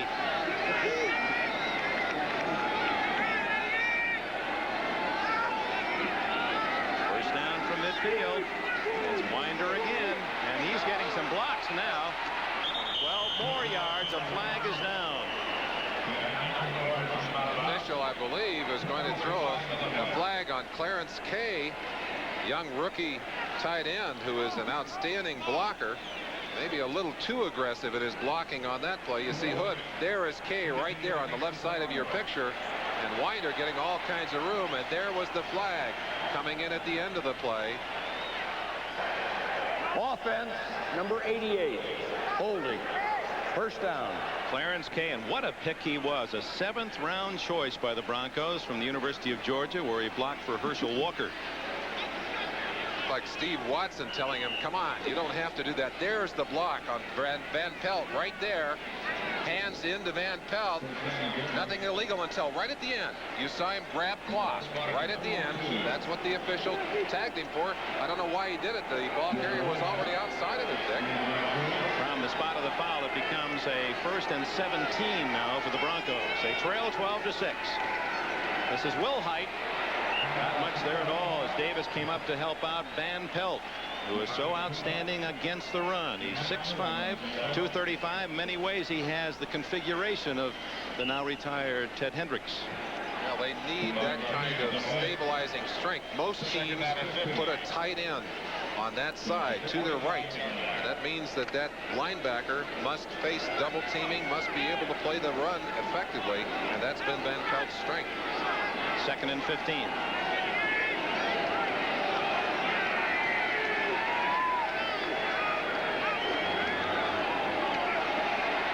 Kubiak in trouble, and in the grasp, and it's whistled dead as Howard Long has another sack, the 4th for the Raiders today.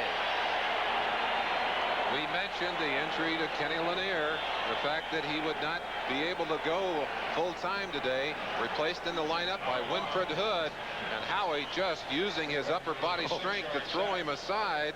Winfred trying to get in on his heels, but Kubiak going down. Look at the power move here again. How Long just literally throws number 74 away. He's got the speed and the strength. Long at 6'5" and 270. You know what I like too of a big tough lineman, but the first thing he'll always do is credit his grandma, Elizabeth Mullen, who's raised him since age 11. Kubiak has a man open, but unable to hang on is Kay, the tight end. Ball thrown slightly behind Clarence Kay. Kay trying to adjust to it, couldn't hang on, and the Broncos, after a very powerful start running the ball, get in trouble after the penalty. And again, a rookie mistake by Kay. But you've got to give a young man credit. He's out there doing everything he can, and perhaps just a little too zealous in his blocking on that play. Well, the Raiders were very high in praise of Kay's performance in the first game at Denver. They said they just blew us all over the field. Some of them were a little hostile to him in that ball game. He was at the center of a couple of those fights on the field. Boy, Norman and Lester Hayes almost had a block punt, and another muff by Pruitt. 25-30. And ducks out of bounds. Safety at the 32. Lester Hayes is really talking to himself. He's coming off the field. He's doing a whole solo performance. He's got first act. He's doing the intermission. And now into an aria. He thought he had that one for sure. I think he can't figure out where that ball went. And we welcome you back to the Coliseum in Los Angeles. Dick Enberg with Merlin Olsen. The top two teams in the AFC West, both with 7-1 records. In this duel, the Raiders lead 12-6. Their first possession of the second half. They start from the 32 with a reverse, a fake reverse, and Allen keeps the ball and gets about 3 yards. See where they spot it. No, not even that good. Only a yard, as Mike Harden not fooled on the play at all. The right corner for the Broncos. Like if they'd have given the ball off on the reverse, they'd have made some yardage on that one. A very quick defense. In fact, if you talking to Mark Wilson, I asked him about the Denver defense. He said quickness and aggressiveness, the two things you notice here. The fake right there to Dopey Williams. The defense just kept coming. I don't think they really saw that fake very well. Wilson on 2nd and 9. Fumble. No, they're going to say he was in the grasp. No fumble. Oh, there's a most important whistle. Andre Townsend, number 61, carried the ball into the end zone. It looked like as Mark Wilson started forward with his hand, the ball simply came loose. Now, if he stops and then loses the ball, it would be a fumble. If the ball comes loose in the forward motion, and Reeves obviously feeling it was a fumble. Dan Reeves, 40 years of age. Here's a chance for you to see it. The arm definitely starting forward. Yep. I'd have to agree, Dick. It looked like he was trying to stop the arm, but it was hit. The ball came loose. I think he was going forward on a pass. Oh, Reeves is burning. The Raiders maintain possession. Incomplete is the call. 3rd down. A long 8. Wilson over the middle. Complete to Barnwell. And he has a first down at the 45-yard line. Now the Broncos apparently had the football, but the whistle in favor of the Raiders, and now they have a first down at the 45. Reeves still angry, of course. That would have been an extremely big play for these Broncos. Chance for them to jump out in front of this ball game. You decide for yourselves. I think he was starting to pump fake, and he tried to pull it back, and it just slipped out of his hands. But of course, we have the luxury of looking at it in slow motion, and after the fact, incomplete. Right through the arms, and a flag is down. Kenny King, the intended receiver. Jackson coming in, I believe, held by Charlie Hanna, number 73, who'd folded out of the offensive line to pick him up on the blitz. Brother John Hanna, the New England Patriots. Offense, number 73, holding. He doesn't believe it. First down. Look at number 57, Jackson. Hanna, as the option blocker, out quickly to pick him up. And you see the hands going wide, and you see shirt being pulled there. The official looking from the side, and there was no question who he was looking at. That didn't look to me to be as much of a holding as we see on almost any number of plays, Nick. First down 20 from the 35.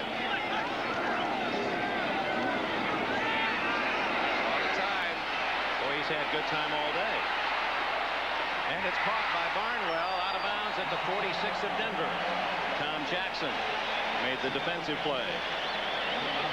19 yards for Wilson to Barnwell, who is really developing as an outstanding receiver. More pressure on him today because of the absence of Cliff Branch.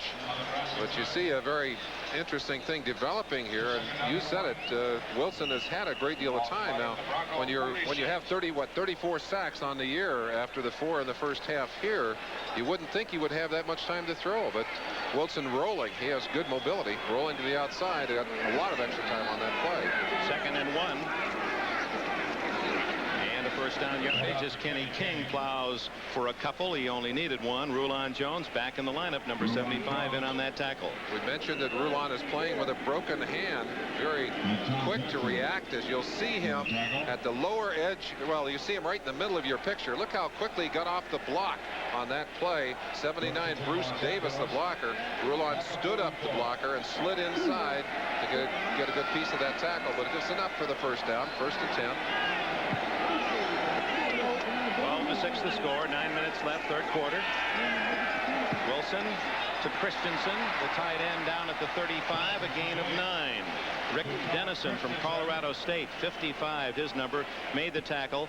Here's a free agent pick in 1982, an academic All-American at Colorado State, and has developed very quickly into an outstanding linebacker. 9-yard gain. Cliff Branch, ball cap on today. He has a groin pull, will not play. Tom Flores doesn't want to take any chances on the veteran receiver with 497 career catches. Allen diving forward for short yardage, a couple to the 33-yard line, and Dennison in on the hit again. Neither defense as effective in slowing down these offenses here in the first series or two of the second half. Marcus getting the first down as he dove across. Look, I think he took a pretty good lick in there. And this is a very physical game, and that's something else we should point out. The Raiders, a bigger, stronger team, the physical side, that could pay dividends later in this game for them.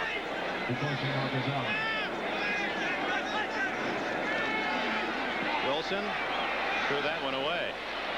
Greg Pruitt in for Marcus Allen was the closest black jersey. Tom Jackson, excellent coverage. And there's Jackson's value. We've seen him in the backfield pressuring the quarterback. We've seen him in the midst of fumble recoveries. And he also has the quickness to stay with the back coming out of the backfield. Ball, I think, thrown away because of the safety blitz, though, Dick.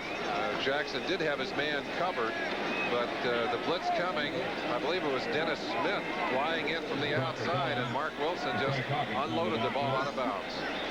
This is the 9th play of the drive, 2nd down 10.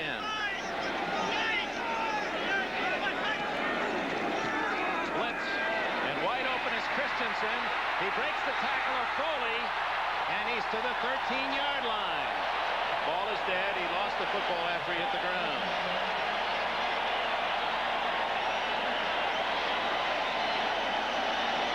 The danger of blitzing a quarterback, throwing all your people into the rush, is simply not getting to him in time. Wilson able to read it. I think that Todd Christensen read the blitz as well, made a quick move to the outside, got the football, got the first down. He's down just inside the 14-yard line, and the Raiders are threatening here in the 3rd quarter. Christensen now with 45 catches on the year. Kellen Winslow leading with 55, but of course his year is over. Frank Hawkins could not get outside. Rulon Jones and Dennison to shut him off. Rulon Jones, 75. Well, there was a 75 Jones who played for many years here with the Rams, a Hall of Famer, and he was right next to you. He certainly was. Patrolled the turf pretty well here in the Coliseum. Secretary of Defense, Deacon Jones, and Rulon Jones, of course, from a school that's turned out a few good defensive linemen, Utah State. Who else came out of there? 2nd and 11 from the 14. Wilson drills it complete to the 2-yard line to Dokie Williams. Now, Wilson has been floating and feathering the ball very well. That's about as sharp a gun as he's shown us in the last 2 games. He has a very strong arm. He'll demonstrate that here. Put this one on a string. And Williams absorbing quite a contact as he goes to the 2-yard line. First and goal. Doki's a tough little receiver. He'll show you his toughness on those kick returns. This is where the Broncos are tough. One of the best goal line defenses in the league. Marcus Allen gets about a half-yard at best. Mike Harden, 31, the final support, but Busick, Chavis, as they unpile. I want to talk about Jackson. You see him there in the foreground, 57 Jackson. I mean, his intense dislike for the Raiders goes way back. Remember the years when John Madden was the coach of the Raiders? He used to keep a picture of Madden in his shoe just to remind him how much he disliked the black and silver.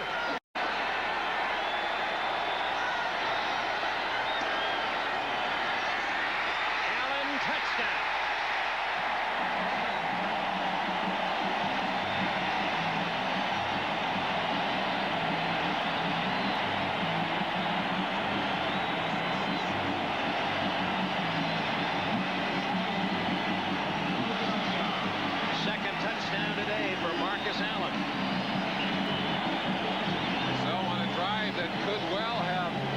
Touchdown for the Broncos. The Raiders cap it off as Marcus dives into the end zone, stretching out over the line. 6 points. Let's see if Barr can pick up the 7th. Boy, did you see how he was cradling the football? Barr does hit the extra point, but Allen, he had the loaf of bread tucked away as he made his dive into the end zone. Let's take a look at it. He wasn't going to give one of those Broncos a chance to pound it loose. They've had the football in their hands a lot of times today and turned it over. Not on this play. Good second effort. Left of your screen, former USC Trojan, as he zeroes in on Allen. He tries to hit Allen as he's coming over the top and didn't quite catch him square.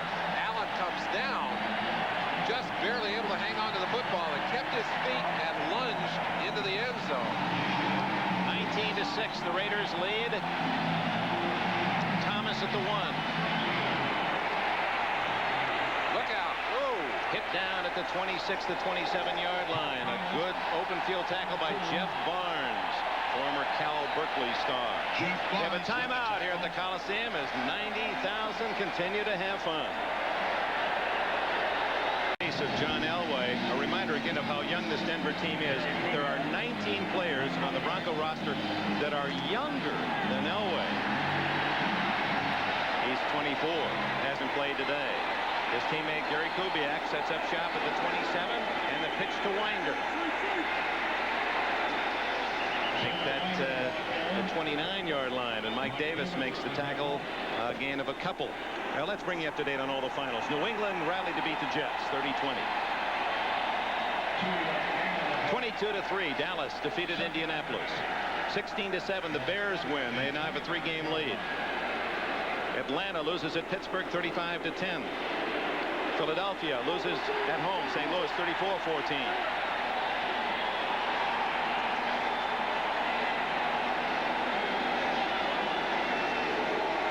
Second and 8. Kubiak. And out of bounds at the 34-yard line. Lester Hayes makes the stop on Butch Johnson. 5 yards on the play. The rest of the finals, Kansas City 24, Tampa Bay 20. 31-13, Cincinnati. Still only 2 games behind Pittsburgh in the Central Division. Houston still winless. Detroit bombed by Green Bay 41-9. Packers break that losing streak. New Orleans in a final second 53-yard field goal 16-14 at Cleveland. 19-0. 49ers lead at Anaheim against the Rams third quarter. Also third quarter, Miami now 24-0 over Buffalo at the Orange Bowl. At the half, the Giants leading Washington 23-3. You're up to date. Here it's 19-6. And a third down 4 for Kubiak. Gives to Wilhite. And Wilhite is close to a first down. He's very close. A little, looked like a draw play almost. Out of that shotgun as Wilhite came in. They made the forward handoff to him. Wilhite getting up close. They'll measure it as they'll, I believe they'll measure it anyway. Yes, they will. Here's a chance to see it at home. A little forward handoff, a little razzle-dazzle. I think everyone expecting the passing play. And Crossed him up on that one. You know, that's a play you'll remember trying to defense it that Dan Reeves used to run with the Cowboys, that little shovel pass. Well, that one was a shovel handoff. You're right. It is a shovel pass that he throws it up, but he handed that one off. Martin, apparently with a slight thigh injury, may not return to the game. That means we'll see other linebackers on that right-hand side. Look like they've got Jeff Barnes, 56, over there right now. It was a first down at the 36-yard line.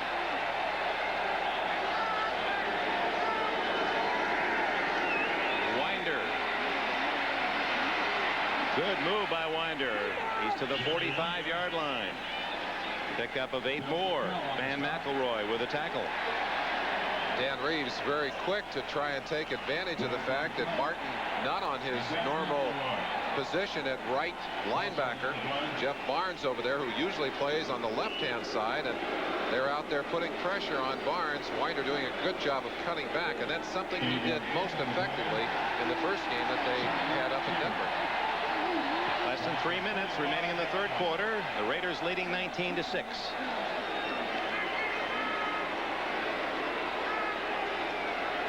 Winder again. Look out. Stopped right at the yardsticks. He needed 2 for a first down. Lyle Alzado, Jeff Barnes, Bob Nelson all in on the tackle. He's going to be very close to the first down. Again, they're going to measure it. 49ers now open a 26-0 lead against the Rams. Well, that was a big game because the 49ers starting today 7-1 with a 2-game lead over the Rams. Rams could cut it to just 1 game instead. It looks like the 49ers will have a 3-game edge. Now that game, like this game, a game within the division. Al Davis talked about there you see the first down being marked off, and Broncos starting to move the ball here. But this game so important to both teams because not only does it affect their won-loss record, but it is within their division, and that is the crucial measure when it comes to deciding who will go to the playoffs and if there is a tie. Reeves, who got the Broncos into the playoffs as a wild card, a 9-7 record last year. Lost then to Seattle. First down at the 47. Whoops. And a flag down as they scramble for the mistake on the exchange. Well, that's interesting. The defenders can get back. If they jump, they can get back if they haven't touched someone. You see the movement here. That ball actually fumbled. I think the snap a little early. Offense, number 74. First down. Winfred Hood, who's in there in place of Kenny Lanier, trying to get up a little quick into Howie Long's face. But oftentimes a center who sees movement down the line will go ahead and snap the ball. If the quarterback is used to that, that's not a problem. Looked like he snapped it before Kubiak was ready on that play, trying to catch the defender offside. Instead, trapped his own offensive line.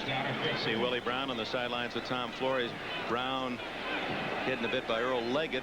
Brown received his Hall of Fame ring as part of the pregame ceremonies. Interesting, he started his career with the Broncos and finished with the Raiders, and one of the great defensive backs in this league's history. Winder.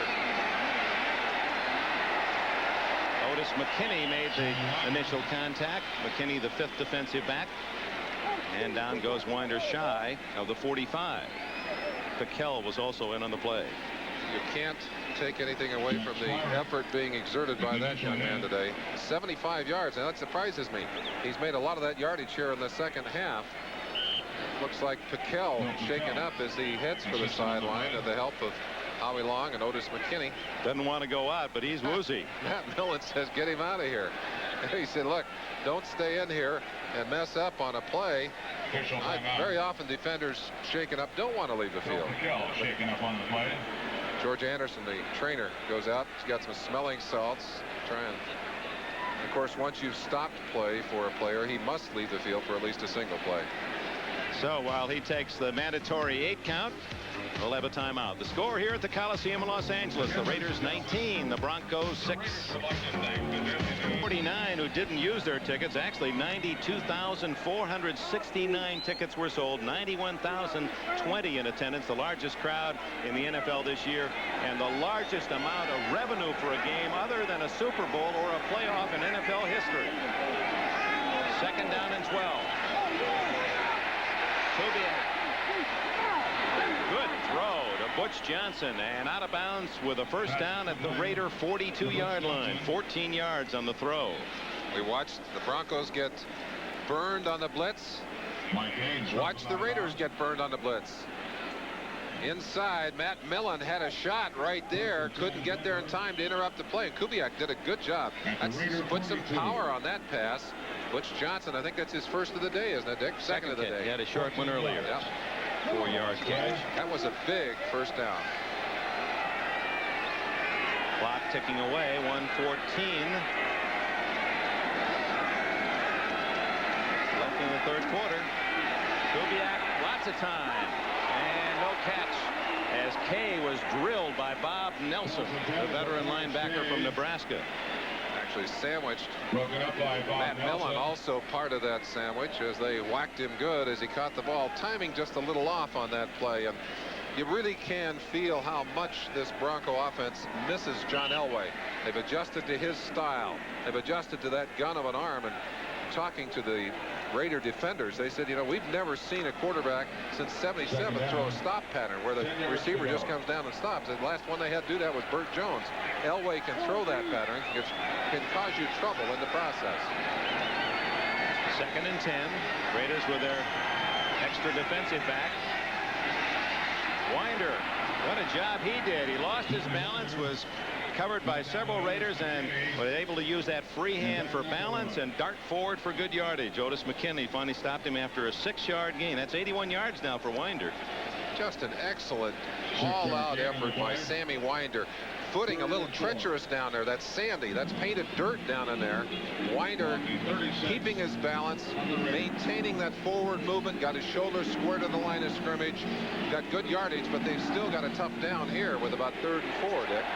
When he runs laterally, were you the one that said that's a sidewinder? Or no, no, I didn't say that. Sammy sidewinder. Kubiak's pressured out.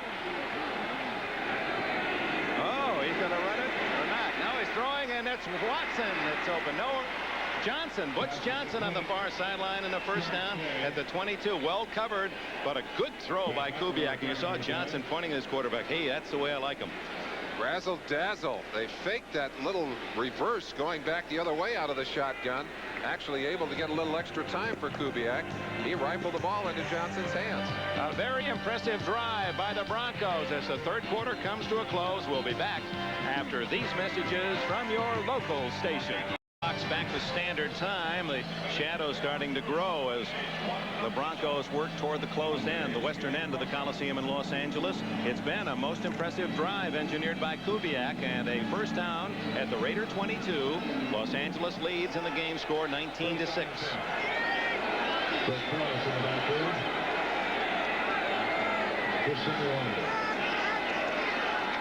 Winder breaks loose of the tackle by Millen. Oh, pretty run.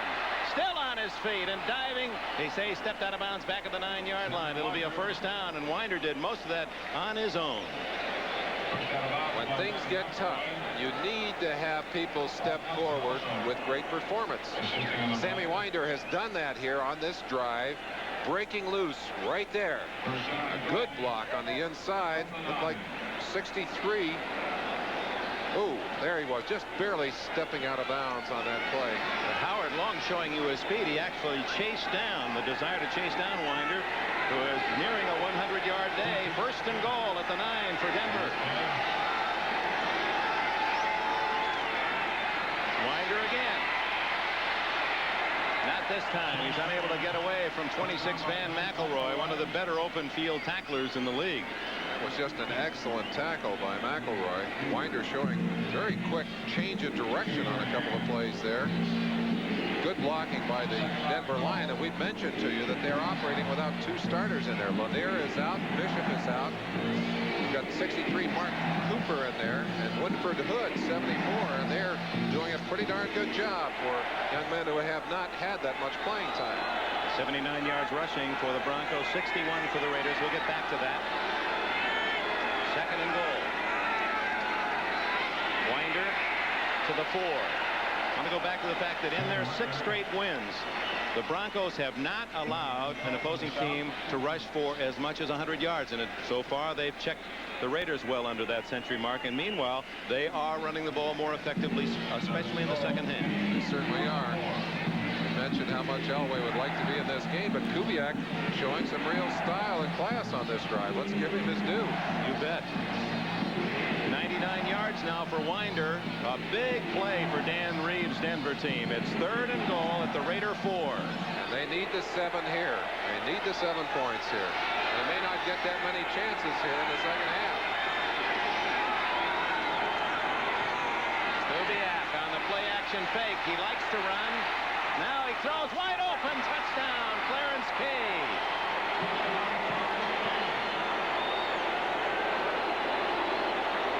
Davis complaining to the official that he was interfered with as a defender. Clarence Kay sensing that his quarterback was in trouble, finding some openings in the secondary, and the ball delivered. And that's the touchdown that Dan Reeves has been looking for. That puts him up tight now. 12-19, a chance to go 19-13, and 1 play away from going ahead in this ball game. Kubiak's threat to run drew in the defense, and then he spotted Kay wide open for the easy score. Clarence Kay, that's his 3rd touchdown of the year. Oops, bad snap from center. Oh, no. It'll be intercepted by Jeff Barnes. Now, there's a rule I'd like to see football enact, and that is that on an extra point try, if you should intercept it, go for it the other way, you ought to get the point yourself. If you can manufacture the play, why not get the point to the defense? Absolutely, but what a crucial point. With that extra point, they would have had a chance to go ahead with a touchdown. Now they can tie only with a touchdown, Dick. 13 minutes, 15 seconds remaining in the game. 73 yards, 14 plays, consuming over 6.5 minutes. Clarence Kay's first catch of the game, a 4-yard touchdown from Kubiak, and it's after the missed extra point, 19-12. We'll get to that extra point right after this kickoff goes out of bounds, so the 5-yard penalty. The Broncos were working in that injury earlier to one of the offensive linemen, also took away their snapper. Keith Bishop usually snaps in there on the extra points and field goals. Of course, he's on the sideline. I believe it's Billy Bryant that's been forced into service there, but anytime you interrupt that timing, you have a problem. Fortunately, only a 7-point deficit, and Dan Reeves and Bronco offense and the Bronco defense know that if they get one more touchdown, they can get back into this ball game and tie it up. Carlos has not kicked well, has not kicked it off well today. He's kicked well in field goal and extra point situations when he's had a chance to kick, but he has not kicked the ball off well on the kickoffs. That ball, of course, going out of bounds, and you got to wonder how much the altitude in Denver helps these kickers. Oh, he was kicking them right out of the end zone. He rooted them out of the end zone. You couldn't believe what he was doing, and of course, today the Raiders able to get some great field position on the returns. Now 19-12 the score. This one is hit well, and Williams has to go to the 1, so that was a good kick.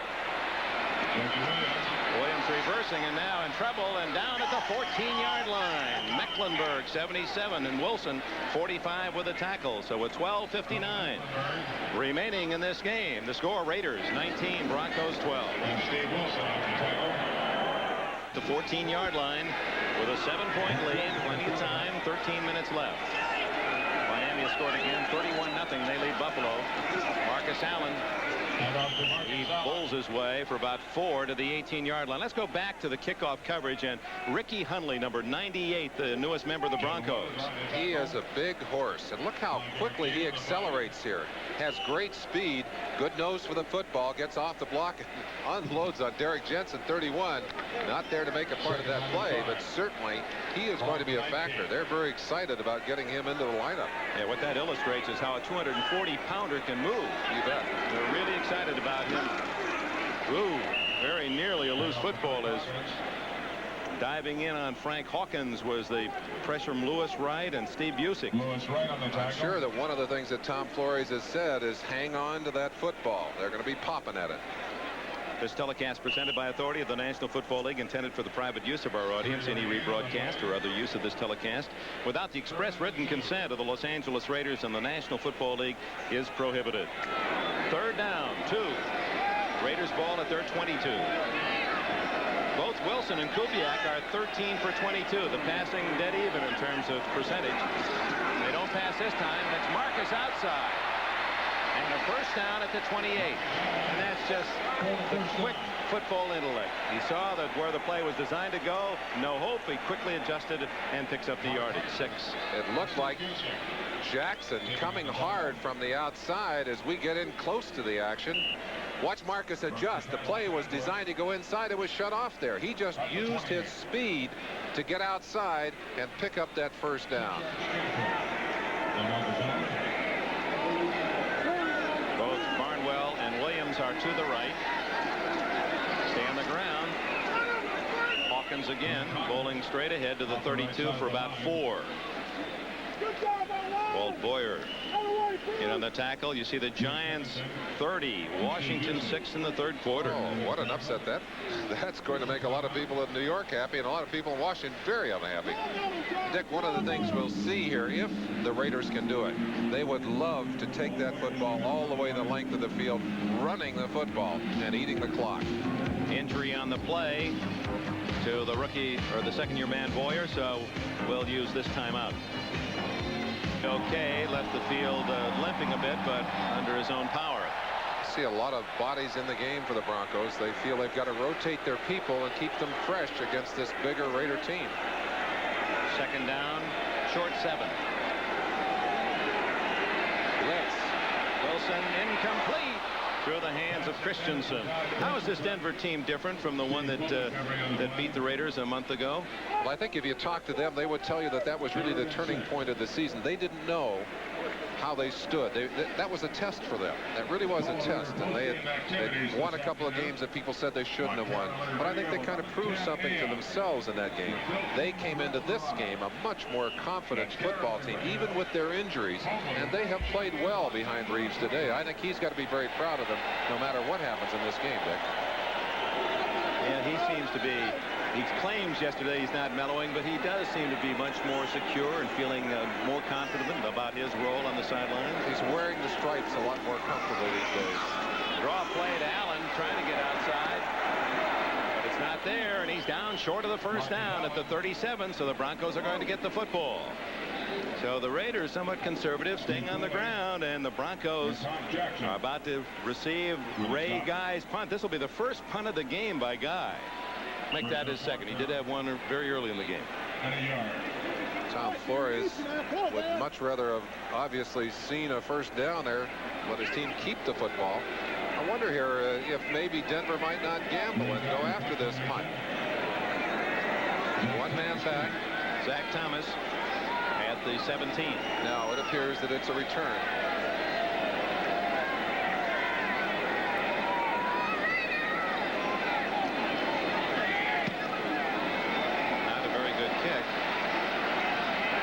Terrific roll. Might have been touched by Thomas. And it's recovered by Otis McKinney. It'll be the Raiders' ball at the 8-yard line. If it was touched. I believe it was touched. That's what the two officials are talking about. Well, wait a minute now. Now the official has signaled it's Denver's ball. Maybe it didn't touch him. The Raiders thought it did. It looked from this angle, but we're over in El Monte, so we're a long ways away from the field. If the ball touches the receiver, it's live. Cannot be advanced, but can be recovered. We've seen that happen earlier in this game. There's the call by the official. See, Tony Caldwell certainly does not agree. Well, we've had him go both ways today, Dick, and maybe this was one that balances out on the day. Right, on the Raiders drive, which is now the leading score in the game, it appeared that the Broncos had a fumble recovery in about the same spot. We'll check that replay to see if we can find anything for you, but first we'll pause. He doesn't have the privilege of seeing this replay. I watched the ball. It appears to touch Zach Thomas and go into the air. We can't tell that for sure, but look how Zach goes after the ball. McKinney got there first. I think that's the tip. I think he either thought he did touch it or knew he touched that ball because he was going after it. Had he not touched the ball, he would have just faded out of the picture. He could have stayed away from it and just let it roll free and let it be down wherever it was. Well, the fans here will let you know how they feel about it. It's a 55-yard punt. Denver gets it at the 8-yard line. Trailing 19-12. Winder. He's over the 100-yard mark as he gets out to the 12-yard line and into the embrace of Howard Long. Let's go back and take one more peek. Now, we've examined a couple of breaks that have fallen to the Raiders side of the field today. This would appear to be one that's gone the Broncos' direction. The ball bounces up. Let's see if it does change direction. Looks like it, well, we can't see from this angle, but it would definitely appear to me by the action of the receiver right there, Zach Thomas, that he felt that he had to get back to that ball.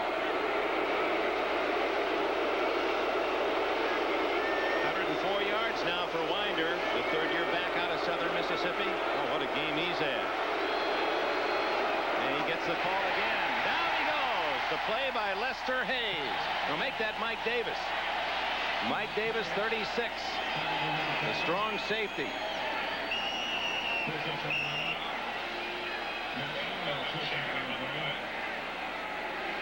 There is the official who was asked to call that, and he is shielded by Thomas's body on that play. He's the man who has to call it. I can see why it would be difficult. And we have a Raider down on the field. George Anderson, their trainer, out quickly. Matt Millen, I believe.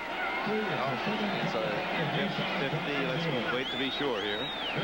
That body can only belong to one guy. Now, he wears one of those old V-neck T-shirts that looks like it's about 20 years old. He's an important cog in this Raider defense. Certainly hopeful that he is not dinged badly. Especially important against the run, and that's Denver's long suit, especially with Elway on the sidelines. Well, you remember, too, that Martin is already out of this game, so that's a pair of those Raider linebackers out of the ball game, and that you can't, even the Raiders can't dip down too far before they run into a little bit of a problem defensively. Third down between 8 and 9 at the 10-yard line.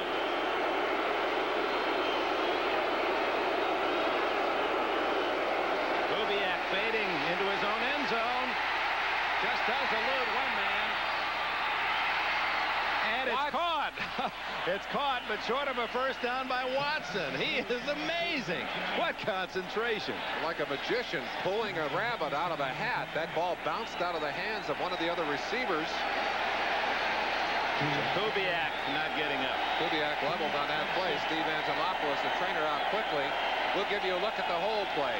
Kubiak avoiding the rush and a possible sack. Howie Long from the backside. It's Alzado that finally buried him. But watch the ball here. Up out of the hands of Kay. Now look, 1, 2, 3 bounces. And finally, on the fourth bounce, controlled by Watson. Watson's gallant reception, however, short of a first down. The Broncos will be punting when we return. Be okay, perhaps just the wind knocked out of him, but just in case. Well, it's not Elway warming up, just pacing the sidelines. It's rookie free agent Scott Stankiewicz from North Carolina tuning up. Well, right now, the defense is going to have to tune up. It'll be their job to get the football back. Chris Norman. Whoa, a high snap, and he gets it away. Oh, that's a terrific effort. Ball down at the 49 in Denver territory. Again, the absence of Keith Bishop, great deep snapper, and they were lucky that they didn't have another safety on their hands. 36 yards by Norman, but he did a terrific job just in handling the football and getting the kick away under pressure. Now Mark Wilson and the Raider offense comes on the field. Let's go back to the play. We have another angle for you to peruse. A second official, left side of your screen. He, too, had a view of the play and did not call a touch. Well, they both had an eye. Certainly the man on the sidelines had a pretty good look at it. Certainly did. First down, Raiders. And Wilson going to throw on first down. To Marcus Allen. 35 yards into the grasp of Dennis Smith. A low-risk pass. That's really almost the equivalent of a long handoff to Marcus Allen. Has the advantage, if once Allen catches the ball, of putting him in the secondary and let him work on them. Let's play a little football trivia here from the Coliseum. What player holds the Raider record for most yards passing in a game? Plunkett, Stabler, LaMonica, Flores, Blanda. What's your guess? Well, let's go down the line. Plunkett? No. Stabler? Well, they're all no's. Kenny King says yes and drives to the 35-yard line. And a first down. We'll let you think about that trivia question for a few moments. Well, those are all no's. I'm going to give that. They're all no's. Okay, those are all no's. We missed this one yesterday. We sure did. I guessed those. I didn't have. In fact, I used quite a few of those names yesterday. I'm not cotton to a lot of those long questions anyway. Now somebody got that one, I know. Montana to Clark, 44 yards, and the 49ers lead the Rams 33-0 at Anaheim. Oh, Rams got shelled. This game's still in doubt. Raiders by just a touchdown. Oh, fine reception by Greg Pruitt. As he was losing his footing, the veteran Pruitt gains 4. A lot of sand on this field. I mentioned the turf torn up quite a bit. SC played Cal on this turf yesterday, and they really ripped it up. Pruitt did a good job. His feet popped right out from underneath him. Kept his concentration on the football. And a good lesson in that if you're a receiver. That's where the concentration has to be, on that football, and complete. Clock running, 5:48 remaining in the game. Marcus Allen back in as Pruitt goes out. This is Frank Hawkins right into the arms of Steve Busick. Boy, that Busick, just a 7th-round pick in '81, replacing Randy Gradishar. And he has been an outstanding player, especially against the run. Both inside linebackers, Busick and Dennison, have played extremely well. In fact, that whole linebacking core, the 3 youngsters, Ryan, of course, has been there in place of Swenson, who has been injured and out for the entire year. Dan Reeves, I'm sure, along with Joe Collier, who's the defensive coordinator for this Denver defense, very proud of the way those linebackers have been playing, but they need a big play here on 3rd down. And a long 4. And he doesn't get the first down. In fact, he doesn't get a yard. Rulon Jones and Tom Jackson were waiting. And in comes Chris Barr. The Raiders will try a long field goal. This will be a pretty good test of Barr's leg, 47 yards. His longest this year, 50, but this would be the 2nd longest for him if he's successful. He's had some misses from shorter distances, but did pop 1 for 1 outside of the 40-yard line, and as you said, a 50-yarder. He can hit it that far. David Hamu ran for a first down on a fake field goal early in the game. He holds. Barr misses wide to the right, and it was short as well. Did not hit the ball well, Dick. 47-yard miss by Barr that keeps the Broncos within a touchdown, and there's 4:19 left. I mean, you see, he knew the second he hit that football. A kicker usually knows. Well, and that could have put it away. Now they're still just 7 points ahead of the Broncos. The defense has done its job. Got the football back, and now let's see who's in there at quarterback, Dick. Kubiak's back in. From the 30-yard line. Winder again. Cuts upfield to the 35-yard line. So there's just the 4 minutes remaining, a little more than 4. And for the Broncos, they're saying a fumble. They're saying that Winder fumbled. I didn't see the ball spring free. I saw the yelling and screaming going on. Jeff Barnes, who's been in there in place of Rod Martin at that right linebacking position, came out of that stack with the football. I think Long did a pickpocket job. I think maybe they stole that one. They hijacked that football. Here's Winder heading upfield, cutting back against the grain. That's Squarick, 58 there. The ball loose. Yes, the ball loose early, and a whole stack of bodies. We didn't see the fumble from here, but Jeff Barnes did and came up with the football. So the Raiders get it back. Winder starting to lose it there, you could see, and just Squarick got his elbow, I believe, Dick. And it's at at the 34-yard line. The Raiders with 4:06. So Winder, who may be the fatigue factor. You talked about that, Merle. He's been used so often. And now it'll be the Broncos, who are #1 in the league and forcing and accepting the turnovers. And they're 4-3, a +1 today and a +19 on the year. They'll be going for the football. Great disappointment, though. You feel like you've got yourself at least a chance to get back into this ball game, and then a guy who's played so well on the day and worked so hard for you, and you credit, that's a forced error. That's not a mistake. That's a forced error. Good job by Jack Squaring, a strong linebacker, just reaching in and ripping at that arm and making Winder cough it up. 2nd and 8.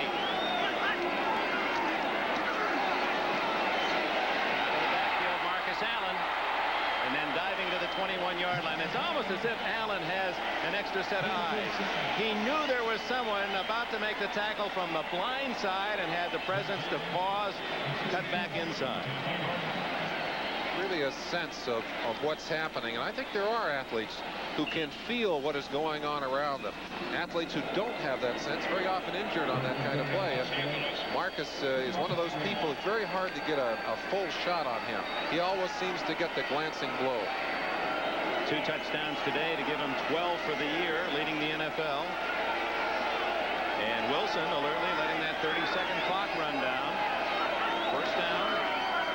Hawkins, they're tackling the football. Jackson and company. 2:35. We'll see if the Broncos start to use some timeouts. Apparently not. Winding down. They will. Yes. Well, there it is. They should have called it earlier. They could have forced one more play and then called the timeout just before the 2-minute clock.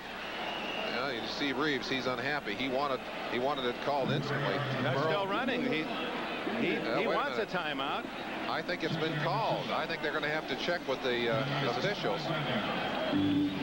It was called at 2:31. We'll see whether or not they give them those 9 seconds back. Gives us a chance. Quick updates. New York has scored again. They lead 37-6 over Washington, and Miami rolling 38-0 over Buffalo. A reminder, next Sunday we have perhaps our most attractive. This is when we ought to put in the neon lights out on the marquee. Look at the doubleheader. The first game, the Raiders against the Bears in Chicago. Peyton and Allen and all the star value of that game. That 2 first-place teams, or maybe not. The Raiders not there yet. Houston will be at Pittsburgh, Cleveland in Buffalo, and San Diego, the Colts. Those are the early games. Merlin and I will be at Soldier Field. Then the second game, Miami will be 9-0, visiting the Jets 6-3 in New York. Kansas City at Seattle, a very important game in the AFC West. New England, they rallied today under their new coach, the Hall of Famer Raymond Berry. And our 6-3, they'll be at Denver in a critical game, and Cincinnati will play San Francisco. Those are all games on NBC next week, so pull up a chair and have a full afternoon with us. 2:29, they've moved it back. They did add some seconds to the clock, not as many as Reeves would have liked. That's Joe Collier in the orange hat. They're standing next to Reeves, the defensive coordinator, man who calls the signals for the Orange Crush defense. And what a year he's done. One of 5 original AFL coaches still active in the league, has always been with AFC teams. He's the only one that has got that record, but 16 years as a Bronco defensive coach and a coordinator that has the respect of defensive people and offensive people all throughout the league. I know you're very fond of him. 2nd down and 7. Trying to get outside. And staying in bounds. Alert running. Steve Foley finally brings Kenny King down, but there would have been a younger back, might have been tempted to roam a little too far wide and be tackled out of bounds. King stayed in bounds and forces Denver to use its 2nd timeout. Kenny King came into this game with the best rushing average among all Raider backs, 4.4 yards per carry, and showed you some of his strength as well as his speed. Plus a holding penalty has been called against the Raiders, and that may move them out of field goal range.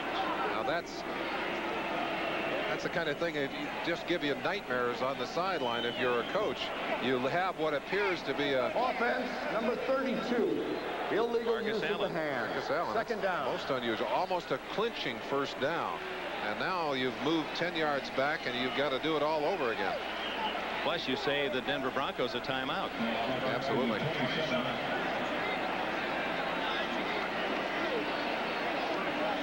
Marcus coming into your screen at the top. One-on-one on Louis Wright.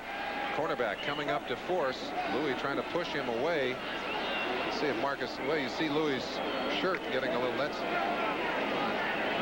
it looked like holding, maybe a block on the back of, maybe almost an illegal block on Louis' back. Here comes Allen. There's the ball, and the Broncos are going to get it at the 15-yard line. That's just what Denver was looking for. Rulon Jones recovers the football. A vicious hit on Allen, who was sprinting into that secondary. And Denver with 2:16 left with a chance. The two Broncos at the bottom of that stack are Ken Woodard, 52, and Reuben Carter, 68. Let's see who it was that shook it loose. There's Woodard right there. Dennis Smith, there it is. Dennis Smith, 49, stepping in and ripping that ball loose, going after the football. Right play, and Marcus quickly off the field, obviously frustrated, but they're a long ways away, Dick. Oof. Second fumble today by Allen. 2:16 left for the Broncos. The score is 19-12. Denver showing why they are legitimate co-holders of first place in the West.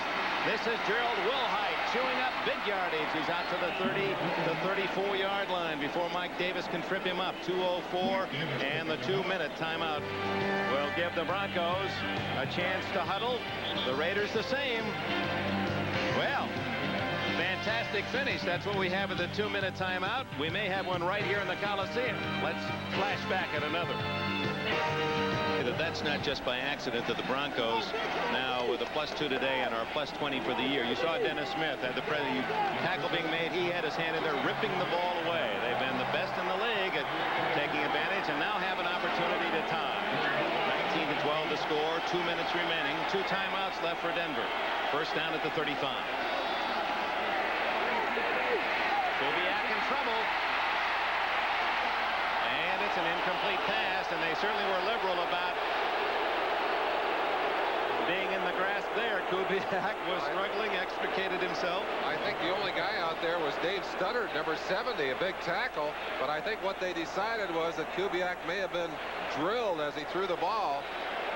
Flores asking the question along with Bob Siemens, as the man who calls the defenses for the Raiders. We saw him directly behind Flores. Let's see Kubiak trying to avoid the rush. Alzado is in there. Long is in there. He's stepping forward. He never was in the grasp and in control. Jeff Barnes, I think the guy that hit him just as he threw the football. Complete. And Sawyer is out of bounds at the 49 of Denver. With 1:47 left, the Broncos, many people felt this young team after winning in Denver, they come back down here. This big crowd might be intimidated. The Raiders, the Super Bowl champions, without their top quarterback, John Elway, they have measured up very well today. The Denver fans, they've got themselves a club. Well, they got to be very proud of the way their Broncos have played today, as I'm sure Reeves is, but they still got some turf to cover here. Wilhite, the setback.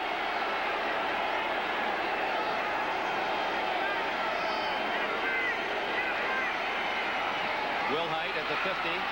Can he get out of bounds? Yes, he does. At the 46-yard line, that stops the clock. Squirick made the tackle. You see Dan Reeves with a list of plays in his hand. He has those plays broken down by down and distance. And he has no preference on a particular time to call those plays, but what you're seeing now is coming off that list. He probably has what he calls a 2-minute list, where he wants to move the ball quickly and control it from the outside. You see him looking ahead. He's already called his next play. Most of this huge crowd of over 90,000 still with us.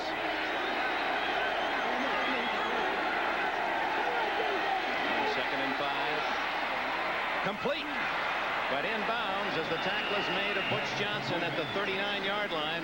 8 yards and a first down. 1:27. And they're not going to use a timeout here, and the clock is chewing up.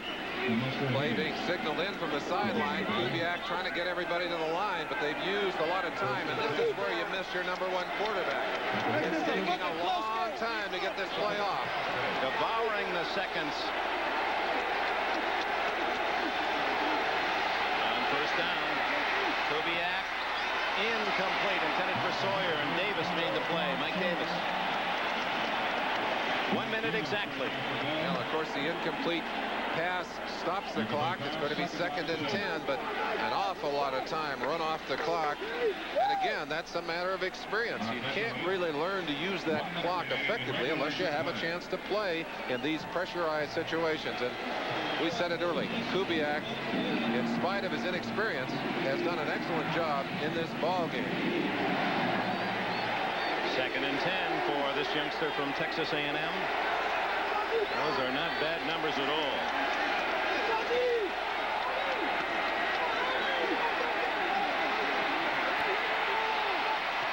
Butch Johnson at the 29, a first down, and clock running. Will they use, yes, the timeout there with 50 seconds left.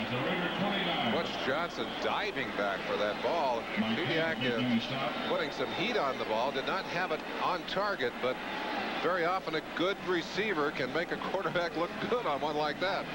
1 timeout left for Reeves and the Broncos. Looking over the day's activity, every first-place team has won or is winning. Miami winning will be 9-0 and 3-game lead in the East. In the Central Division, Pittsburgh won. They still lead Cincinnati by 2. In the West, no matter who wins here, a first-place team will have won and go 8-1. In the East of the NFC, Dallas and St. Louis both winning and Washington losing. So apparently the Cowboys and Cardinals will be tied at 6-3. In the Central Division, the Bears are now 6-3, a 3-game lead, and waiting to host the Raiders next Sunday. And in the West, the 49ers romping against the Rams will be 8-1 and a 3-game lead.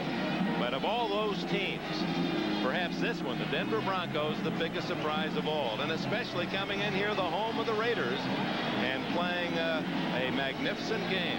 And the Raiders continue on their streak of playing just well enough to win, although they certainly haven't won this one yet.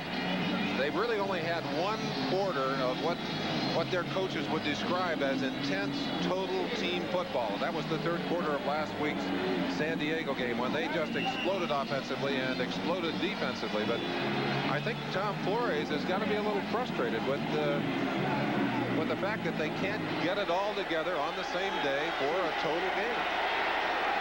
First down at the 29-yard line. 50 seconds left. Kubiak almost intercepted. Otis McKinney playing Sawyer very well. Sawyer the H-back, and McKinney is that 5th defensive back, often taking that 2nd tight end. Kubiak lucky that one didn't get carried away.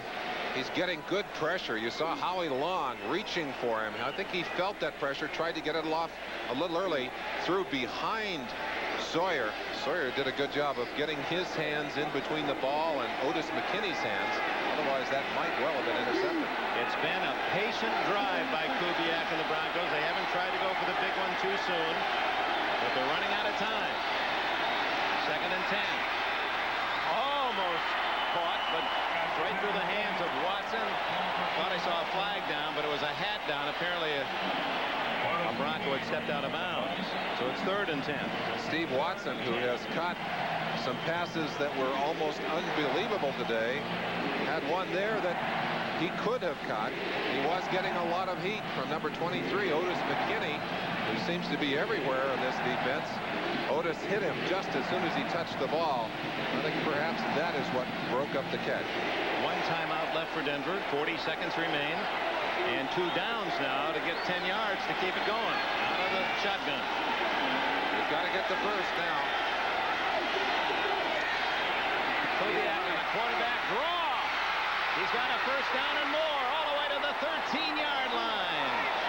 There's the final timeout used by Denver. 30 seconds left, and Kubiak scrambling, actually a design play, a quarterback draw. I think by the way it was run, it was indeed called from the sideline, and Kubiak did a good job of just dipping up in there and getting everything he could out of the play.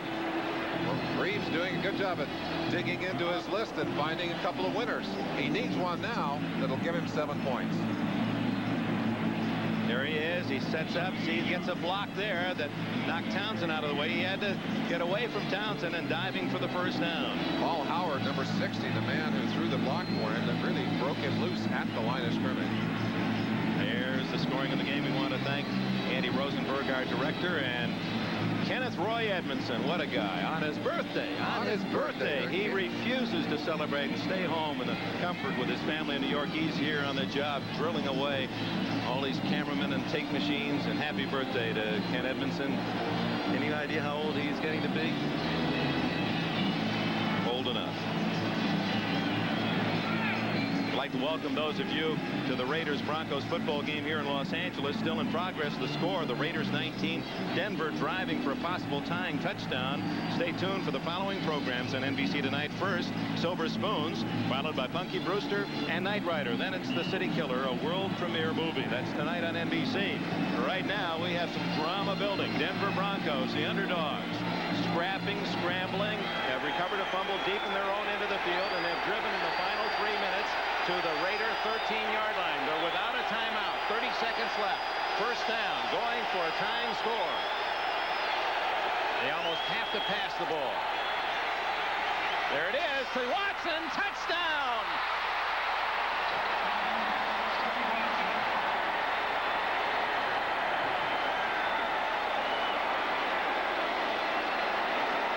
The touchdown. Watson breaking loose, and they've done a great job of getting those outside receivers, the wide receivers, loose on the Raider defense. An outstanding job. But Dick, one sobering thought. Keith Bishop, the normal center, is not in the ball game. They're going to have, unless maybe he's gone in for this. It looked like he may have gone in. They missed an extra point because of a bad snap. This one is good, and the game is tied.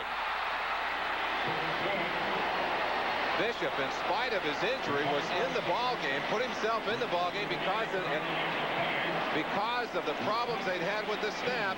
He said, hey, I'm going in. So Ted Kubiak, an 8th-round pick a year ago, certainly caught in the shadow of the #1 pick in the entire draft, Elway, subbing for the injured John Elway today, and he leads his team dramatically almost the full length of the field, and with seconds remaining, hits Steve Watson with this touchdown. And the Broncos, with the extra point, have tied it at 19. Gary Kubiak, what a job he's done. Don't think they're happy? Look at the enthusiasm there. Now, after a full 4 quarters of banging and snagging and hitting and biting there, they've got to go at it again, although a little bit of time left on that clock. 24 seconds showing, or we have overtime, and got to go back to what the Broncos have done so well all year. They're the #1 team in the NFL in forcing mistakes and not making mistakes of your own. They're now a +20 overall. That's an amazing statistic. The Redskins enjoyed that kind of number last year. Now a fumble recovery by Marcus Allen deep in Denver's end when it appeared the Raiders were in position at least to secure a win with a field goal and a 10-point lead. They recover in a long march downfield, 84 yards in 11 plays, and look where momentum is gone in this game in Los Angeles. Now the Raiders are an experienced team, a veteran team. Let's see what they do with the pressure on.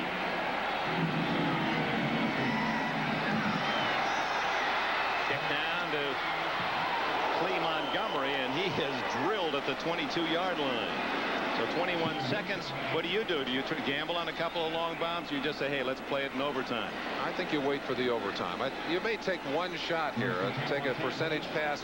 The one thing you don't want to do is hand that football off to somebody in a white uniform. You don't want to turn it over.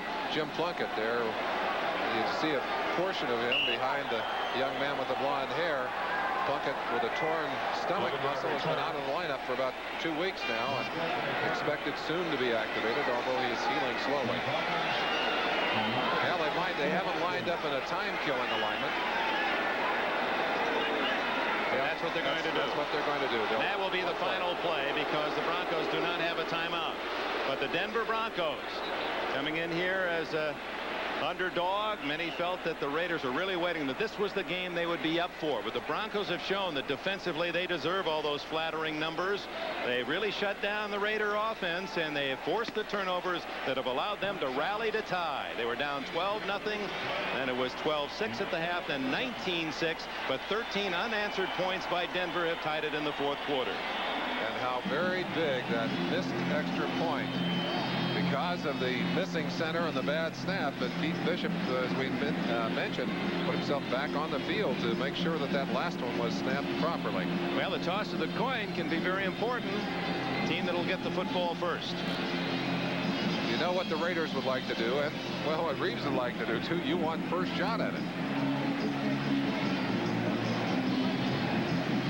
Tom Jackson and Dave Dalby will be involved in the toss with Fred Silva, the referee. Captains is the coin, heads, tails, all in the air. And the Raiders have won the toss, apparently. Jackson will decide now which side of the field they want to work from. It's almost, you'd like the sun in the defender's eyes. What breeze there is going left to right, however, and a field goal. That might help a long try. We'll be back in Los Angeles after these messages from your local station. And these messages from your local station. There's the answer to our trivia question, and that record will not be challenged today.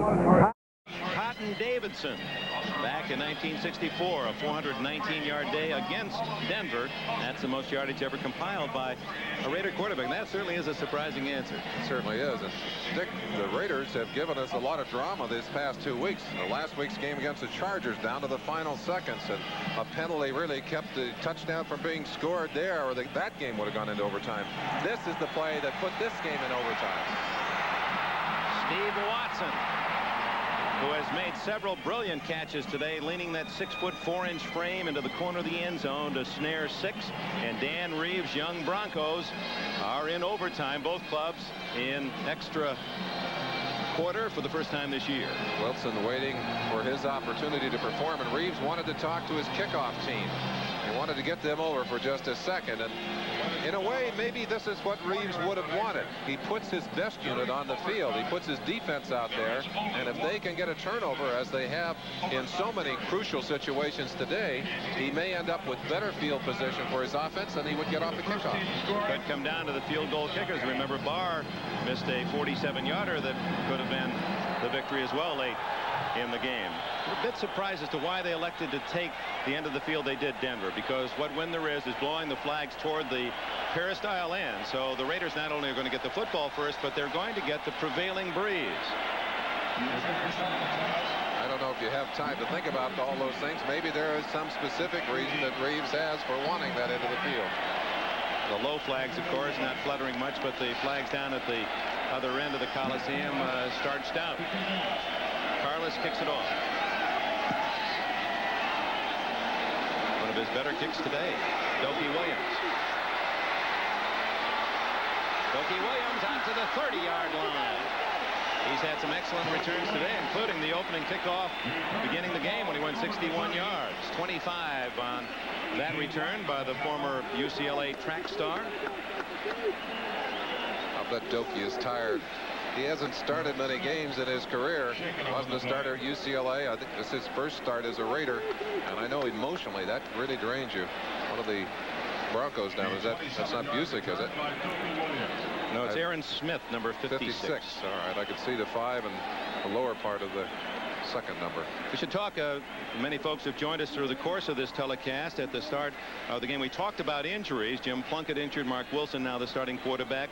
John Elway injured, and Kubiak has replaced him today, but Cliff Branch, the veteran wide receiver for the Raiders, has a groin pull. He has not played today, so that's why Dokie Williams is seeing so much duty. There's Plunkett, the former Stanford Heisman winner. I asked Plunkett if he talks a lot to Mark Wilson on the sideline when Wilson comes off. He said, only if he wants to ask a question or if I sense that he wants something from me. A lot of respect between those two quarterbacks as you see Aaron Smith going off almost under his own power. A little help from Steve Antonopoulos, the trainer of the Denver Broncos. All right, here's where they dig in. First points, safety, field goal, touchdown. Win it, sudden death. Wilson comes out throwing. Good protection, and wide open is Williams. First down at the 47-yard line. Harden made the hit.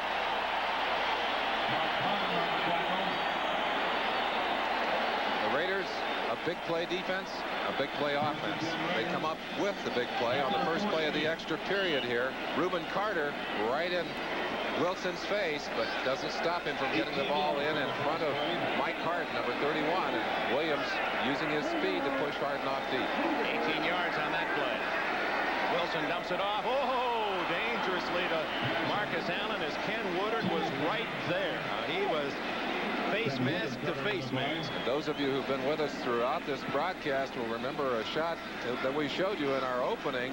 Mecklenburg hitting Marcus Allen, leveling him.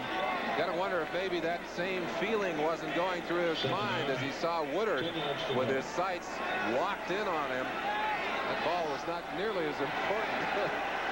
2nd and 10. 15-minute period. Going long and open. Malcolm Barnwell to the 10-yard line. Now, do you kick the field goal right now? Don't risk any chance of a mistake. You can get a lot of coaches to say, yes, we get it down close enough, we take the shot right now on the field goal. It would appear that Tom Flores is discussing that with his staff right now on the sideline, and he's opted to go for another play. You can bet on one thing. They won't risk the kind of play that you can get an easy turnover off of. Time to throw here. Busick, the blitz is on. One-on-one. Louis Wright, Malcolm Barnwell. Wright wins that battle, and the pass was perfect.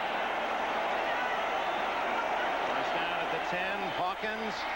He's going for the cut. He may have fumbled. And he did. The Broncos have recovered. How do you do? And the one thing that Tom Flores has got to be saying is, let's do anything, but let's not fumble the ball. That ball again, stripped loose. The Bronco defense has done it time after time after time today. I can't understand why they didn't go for the field goal. You can almost see that coming because this is what the Broncos have done. They forced another turnover. That is their strength. Mike Harden, I believe the man who used his arms to pull that loose, I believe he stripped it loose, and they're pouncing on it quickly. They're 94, 95 yards, 93 yards away from the end zone. But they've got a chance now. They went 84 the last time to tie it. Now a plus 21 on the turnover table, the Broncos. Ooh, what a hit as Wilhite is met sharply by Bill Pickel. 91. Or check that, yes, 71. There's Pickel. I'm sure there are people who are saying, why is it that this Denver Bronco team can take the football away like that? Well, one thing they do, they really work on stripping the football. They work probably more aggressively on that than any other team in football besides the Seattle Seahawks. And those two teams do a better job of stripping the football away than any in football. In overtime, the Raiders with a glorious chance, a first down at the 10, but fumble it back to Denver. That Raider defense making it tough on the Broncos. It'll be 3rd down and about 3. Wilhite now carrying the ball after Sammy Winder more than 100 yards. The leading rusher in the game. That's 23 Winder coming into the game now. And they're trying to Kubiak saying, get those receivers in here. Come on, let's not take too much time here. Clock ticking down. 12 minutes left in the overtime. 10 seconds now on the 30-second clock. That's the one he's worried about. Here he goes. 5 seconds out of the shotgun. 2, he close. Oh, he got it. Hands it off to Wilhite. Wilhite is to the 16-yard line, short of the first down. It appears. It looked like Wilhite was going to have a chance to make that going wide, opted to cut it back against the grain and did not make it, Dick.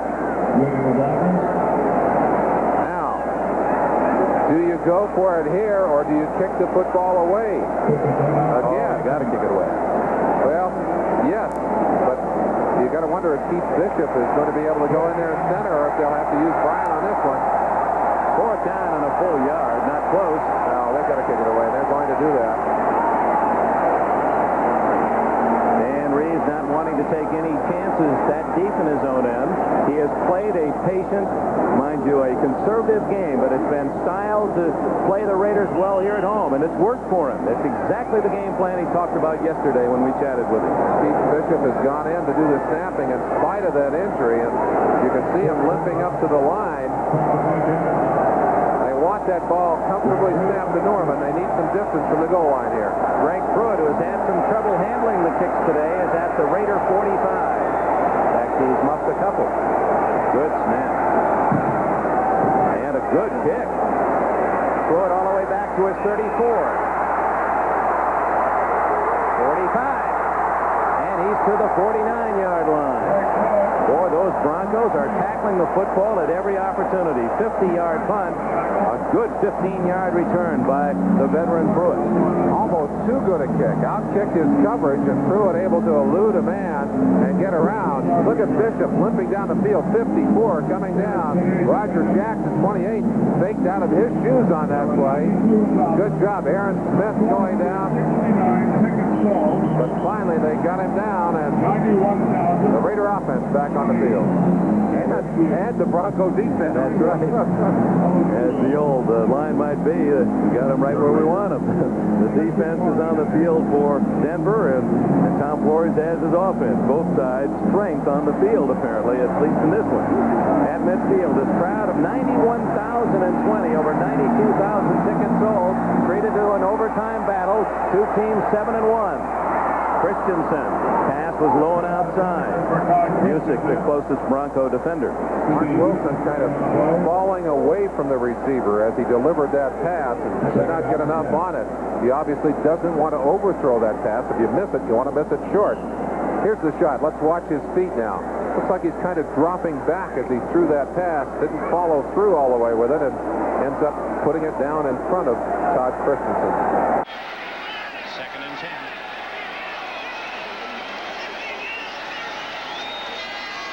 Marcus Allen. Oh, they're tackling the ball, but Allen clutches it for a first down across the 40-yard line.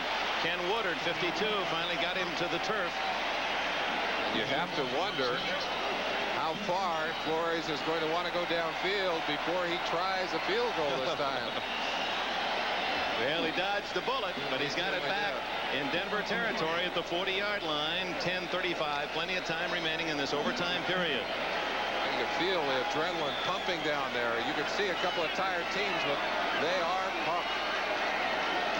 Wilson on first down, looking long, and almost deflected away to the man that was not in on the coverage. Foley coming over as Louis Wright batted it loose, and Foley was in the area. Barnwell, the intended target. And that was the combination that set it up deep in Bronco territory last time. Barr's expecting a quicker call from the wings on this occasion, if indeed the Raiders can get down inside his kicking range. Raiders took command early, led 12-0, and a couple of fumbles recovered by the Broncos led to field goals. 12-6 at the half. Raiders made it 19-6, but 13 unanswered points by the Broncos in the fourth quarter forced this overtime at a 19-19 tie. Marcus Allen, who has fumbled twice today, and he's wrapped up after short yardage. Andre Townsend, the rookie from Mississippi, making the hit, and Allen limping more and more. You can feel the fatigue. Talked about rolling people in and out. Andre Townsend, a couple of young linemen in there. Scott Garnett has been playing quite a bit for the Broncos in that defensive line, but he has a toe injury, so we're seeing a lot of Andre Townsend today. But those linemen have to be exhausted. Well, both teams have to be exhausted after the end of this day. 3rd and 8. They're out of field goal range. They want to get at least to the 30. Big play under a blitz. Wilson. So Marcus Allen laterals a free ball, and Henry Lawrence, the right tackle, number 70, picks it up, and oh my, is that playing into the Broncos' hands. You see Marcus shaking his head. He is so happy to see Lawrence come up with that football. had they lost this football, he would have been reamed, I'm sure, by the coaches. Wilson, and it's questionable whether he was in the grasp of the Denver defense. Marcus throwing that ball to Henry Lawrence, or to Hawkins, I believe, and Lawrence reached up thinking it was to him. Batted it, got a hold of it, luckily held on to it. With those big padded hands of the lineman, Lawrence indeed showed considerable dexterity to latch onto it. I don't think he wanted to throw it to Lawrence. Great guy to kick. Rookie Tony Lilly now back at the 10. Low snap. Guy aiming for the sidelines. Lilly has a play at the 9. Zach Thomas, number 82. And a good return to the 21-yard line by Thomas. A little better field position for the Broncos. Derek Jensen made the tackle. 33-yard punt, 11-yard return. 8:32 left in this overtime period in Los Angeles. Denver Broncos and the LA Raiders are tied up at 19. Say Punky Brewster, Silver Spoons. I'm afraid you have to wait another week for Silver Spoons. We ask for your indulgence, especially you young people, but sit back and enjoy what's a nice piece of drama, football, here at the Coliseum in Los Angeles. Punky Brewster to follow, the Knight Rider. We have a world premiere movie tonight here on NBC, so stay with us. 8:32 left in the overtime. Broncos take over at their 21-yard line.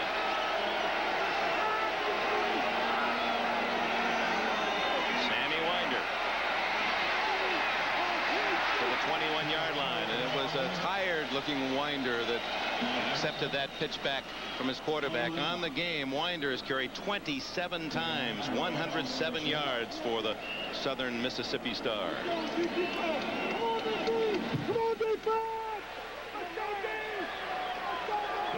Short yardage, second down, about 9.5. Carlos hoping he gets a chance.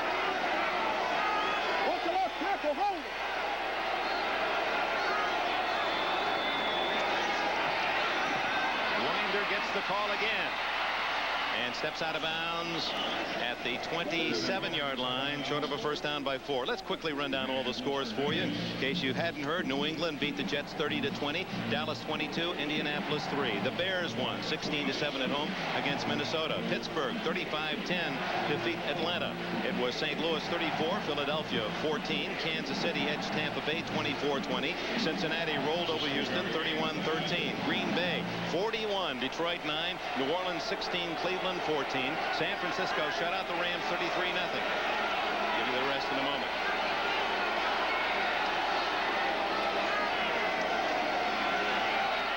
Third down and 4 play for Kubiak.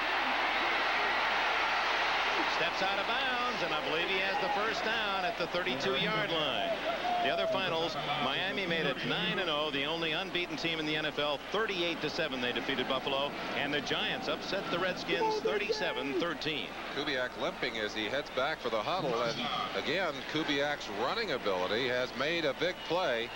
Kubiak, of course, running to set up that touchdown that tied the ball game. Here he is heading out of bounds. He'll duck just beyond the yard marker and looked like he planted that right ankle a little bit, maybe sprained a little bit. But he wanted to get out of bounds without the hit. First down. It was his quarterback draw that set up the tying touchdown. A big hole for Winder. And Lyle Alzado finally gets him from the side along with Jeff Barnes. Dick, we started the day talking about controlling the line of scrimmage. Neither team has had a clear-cut dominance in this game, but it's been Winder's running and the blocking of a patched-up Denver offensive line that has kept them offensively in this game in the second half. That in combination with the great play and the turnovers by their defense. Well, you said the team that would run the football best today, control the run, would win the game. And at this point, it's Denver that has that slight edge. Winder again with blockers. And he's finally knocked out of bounds at, I believe, a first down distance at the 43-yard line. 5 more yards for Sammy Winder. Boy, the Raiders, I don't know who's writing their copy, their storylines, but last week they came within, well, a fumble by the rookie Benbros of the 2 that would have tied it and sent it into overtime against San Diego, but they won on an interception. Overtime against Denver, and next week the Chicago Bears waiting for their chance at the World Champions, and we'll be at Soldier Field. We hope you'll join us. First half, it'll be our doubleheader on NBC. A big game in the second half. We'll have unbeaten Miami at New York Jets. down Denver. Moving methodically. Winder. Caught from behind by Bill Pickel. And we should mention, as part of the injury situation in this game, 2 critical losses for the Raiders in the development of this contest. Rod Martin, the all-pro linebacker who had a safety to start the scoring, and middle linebacker Matt Millen. A lot of injuries and a lot of fatigue setting in on the field. You can imagine now these players giving it all they have for 4 quarters, and suddenly they've got to go an extra 15 minutes, and it's a lot longer than that. The emotional drain alone of stepping into an overtime situation is something that really saps your deck. And you see Winder, you see him dropping down. I don't know whether it's his ankle that's bothering or just the fact that he is exhausted over there. Gerald Wilhite, a #1 draft pick a couple of years ago from San Jose State, has replaced Winder. Ooh, right into the midst of, and there's a flag apparently against the Raiders. Butch Johnson was appealing, but he wasn't even looking at the ball. No, it looked like it might have been. Was it Lester Hayes on Butch Johnson going up into traffic there? Let's see. Defense, pass interference, number 51. Bob Nelson. Yeah. Let's see where they marked the interference call. 12-yard penalty on Nelson. Nelson calling the defenses, as you had indicated, because of Millen's absence from that lineup. Here he is on the left-hand side of your screen, and you see him taking the shot right there, taking Butch Johnson out of that play, but he was beyond the 5-yard line. Either that or the ball was in the air, one or the other. It was called interference. From the 48-yard line, Wilhite with running room. 45-40, 35-33, and look at that Denver sidelines. Dan Reeves has this young Bronco team really believing. First and 10 Broncos. And they're very close to field goal range themselves. What an exciting moment for them as they get down into their own turf now, and they can begin to sense an opportunity to put this game away. You saw Carlos begin to ready himself on the sideline, and Wilhite just lowered his shoulder and went at. If they kicked it right now, it would be a 50-yard field goal. So that's a little too long. The Broncos are closing in, and they're moving it on the ground. Wilhite closed off by McElroy and Barnes. Interesting that the Broncos have run so many times today, but they have done a good job of keeping their hands on the football, although Winder did cough one up early that was costly to them. But there you saw Bob Zeman, the man calling the signal, signaling them in, and Reeves again looking to that magic card in his hands. Needs a little inspiration here. 2nd and 8. They have done this drive basically on the back of good running from Winder and Wilhite. 2nd down and 8. 4:52 left in the overtime. Wilhite again, and he's to the 27-yard line. That would make it a 44-yard field goal. So they are now within a legitimate range of a possible winning kick and have a 3rd down to work with. 3rd and 5. Again, let's credit that patchwork offensive line. I'm sure that. Wonder if his feet perspire when he thinks about the emotion of the moment. Barefooted kicker Rich Carlos. Alex Gibbs, Marvin Bass, the guys that were thinking about it. Let's look down at that foot. Maybe it twitches. I don't know, Dick. Out of the shotgun. A safe play. Wilhite to the 24-yard line. It'll be short of the 1st down by a yard plus. And here comes Carlos to try to win it. It looked like Wilhite, had he been able to keep his balance, would have had a 1st down. The play, I think, designed to get a few more extra yards and give them a chance. Now it's all on the back of Rich Carlos, free agent pick, as so many kickers are, from the University of Cincinnati. This to beat the world champions, a 42-yard kick.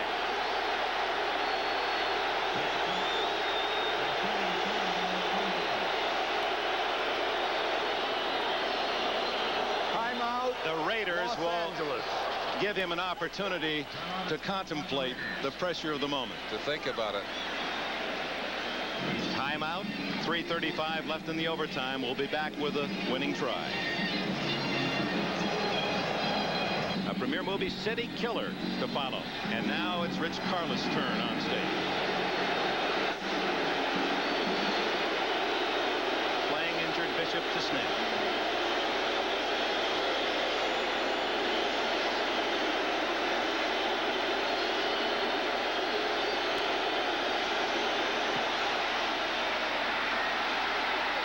No good. It missed to the left.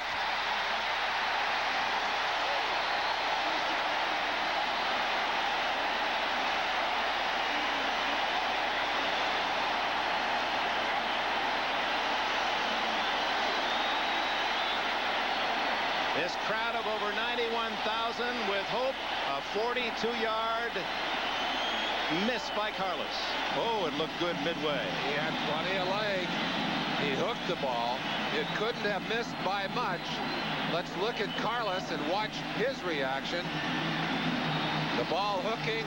He's trying to get a little body English on it. And he knows.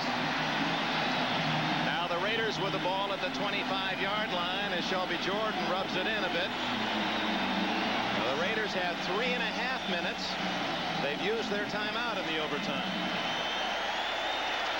Well, both teams have dodged a bullet now in the overtime, Dick. Wilson will throw. And an excellent defensive play by Louis Wright as he reaches around Barnwell to knock it away. Wright, the veteran from San Jose State, so good that very rarely does he get a lot of action. They usually throw to the other side, or at least that's been the case through his 10 years with the Broncos. One of the reasons, obviously, today, the fact that Branch, as we've said several times, out of the lineup, they've put a lot of pressure on Malcolm Barnwell. He usually lines up on the right-hand side, and that means he goes head-to-head with number 20, Louis Wright. They've both won some of those battles today, but Louis won that one cleanly.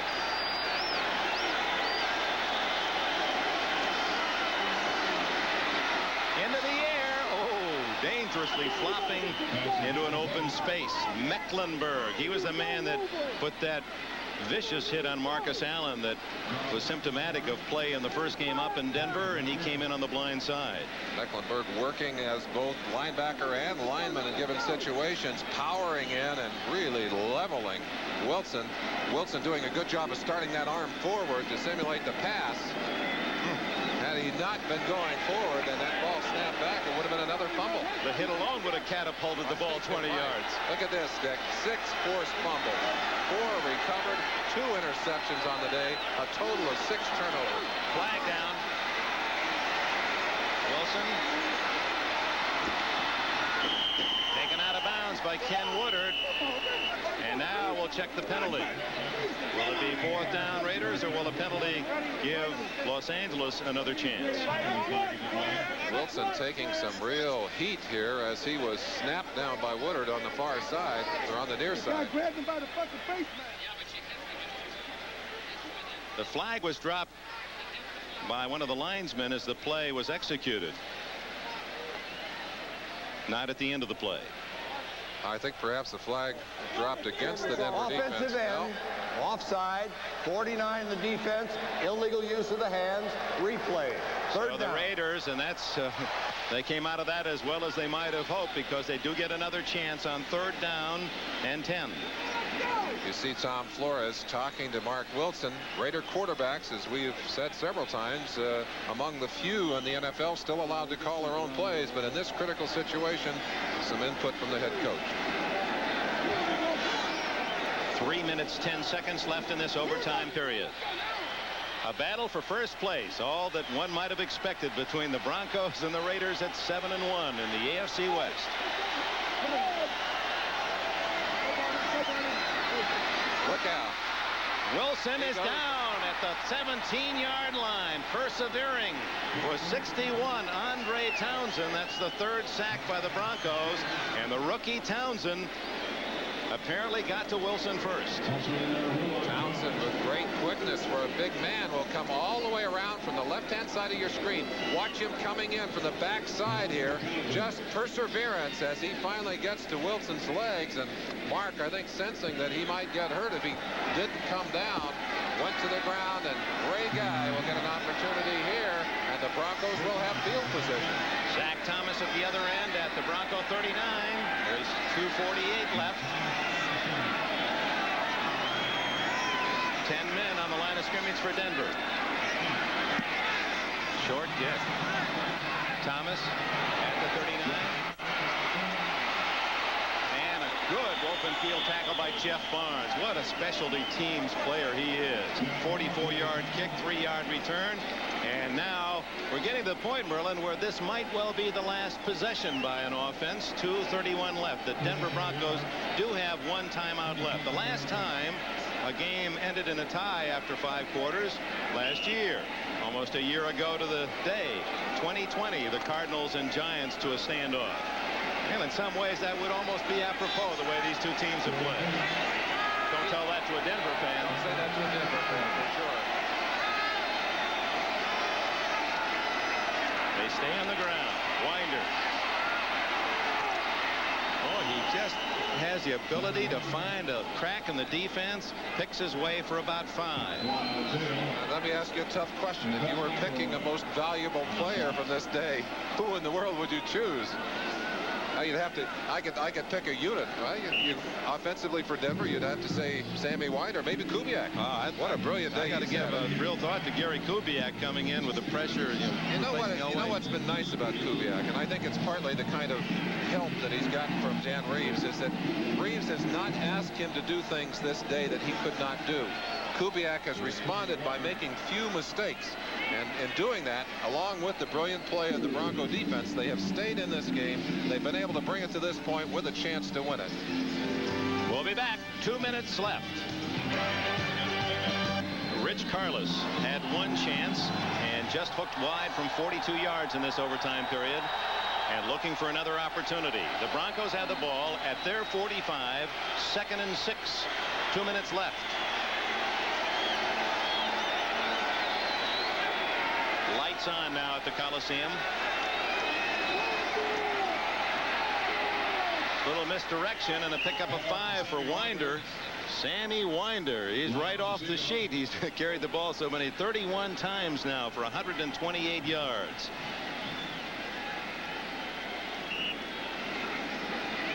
Crowd, Los Angeles, notorious for folks leaving for their automobiles early to get on the freeway and beat the traffic, but we would say that there's 70,000 still with us. Very few empty seats, Dick. Big play, 3rd and 2. With 1:24 left. And a break of 1 tackle, but he's short of the first down, and the Raiders may get a final opportunity. Jack Squirick, playing for the injured Rod Martin, made the tackle. Jeff Barnes upfield missed the initial tackle, but still slowed the play down enough that Winder not able to turn the corner.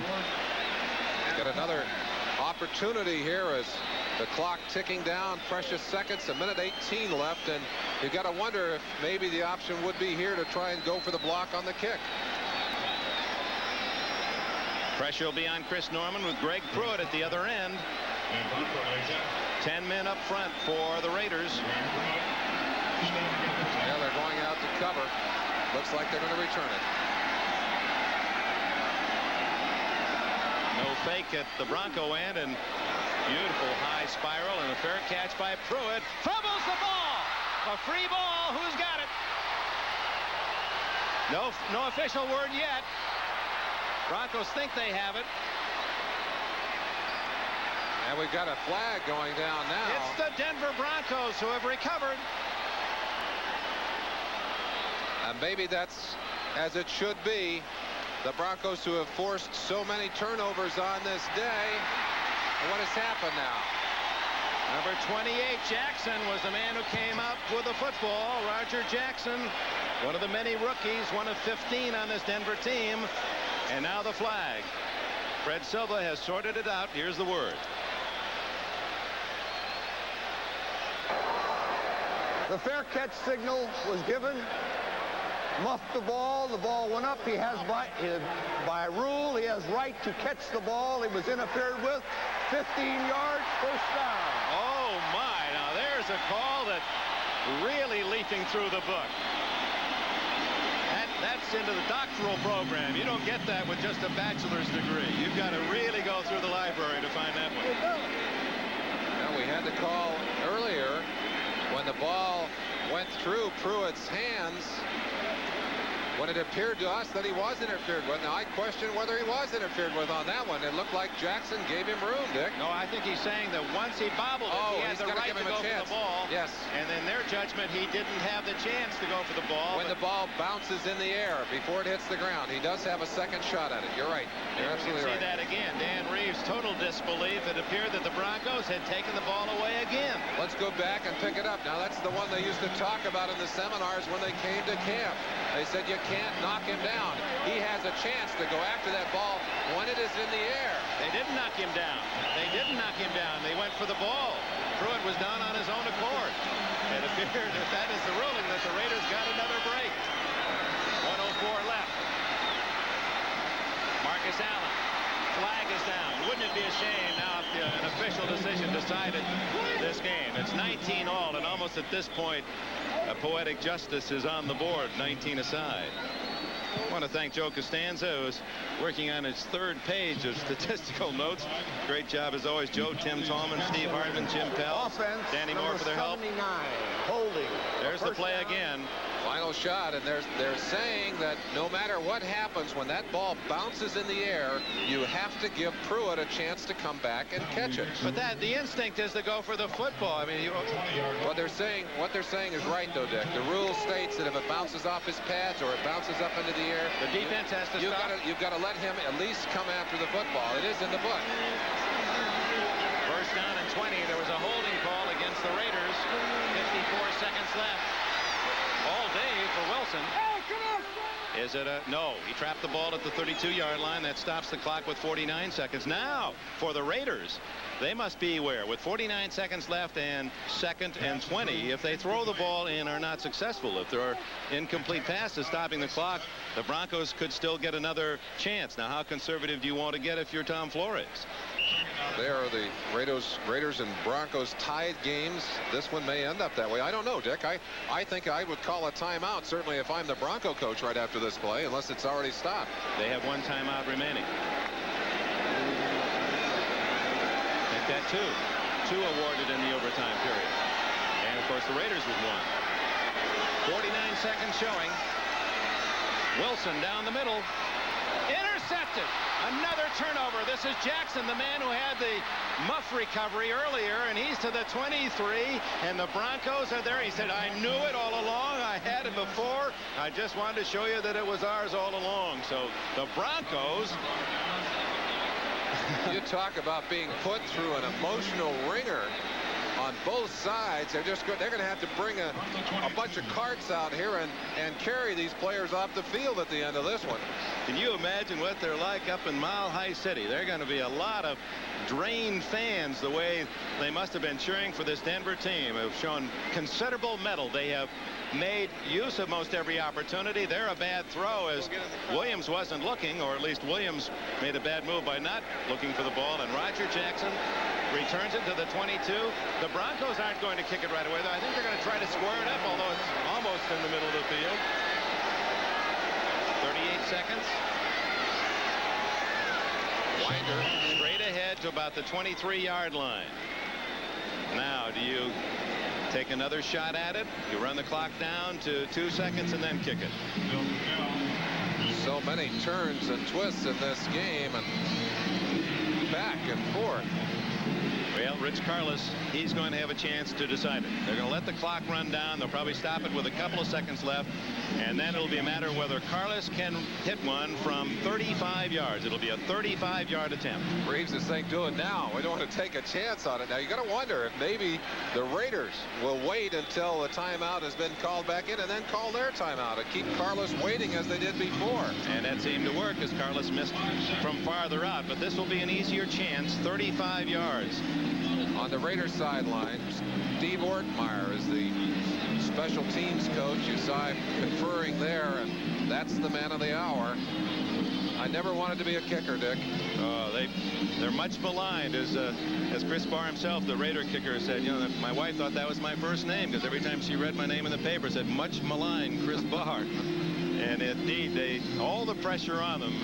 Alex Kerr said, well, they just come out, and after you struggle for 59.5 minutes, and someone who can't even speak English kicks a touchdown. But the truth is that every time they're out there, all the weight's on their shoulders. There's no place to hide. And we'd indicated earlier, we said it several times, Keith Bishop showing us some real grit. Injured early in this game and realizing that substitute snapper on these kicks was having trouble. He has come back in to kick or to snap on the kicks, and that has been crucial.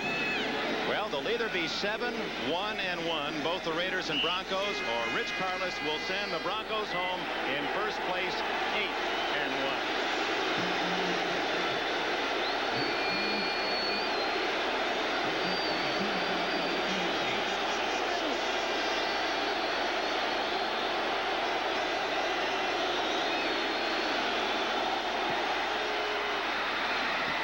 The Broncos win it, 22-19.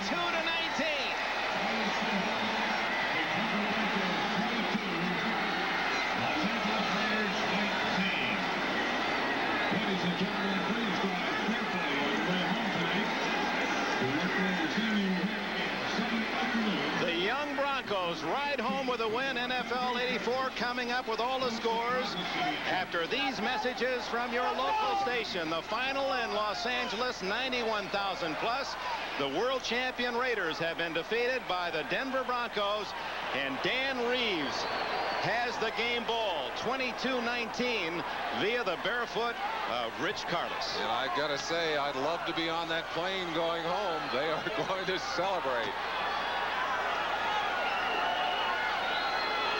Well, this Coliseum crowd stunned. The Broncos scored 13 points to rally from 19-6, tying it in the fourth quarter. Missed an extra point of their own, or might have won in regulation. And then the story of their season, turning the ball over, getting the turnovers. And once again, they were able to find the loose football. And an interception led to Rich Karlis's winning kick.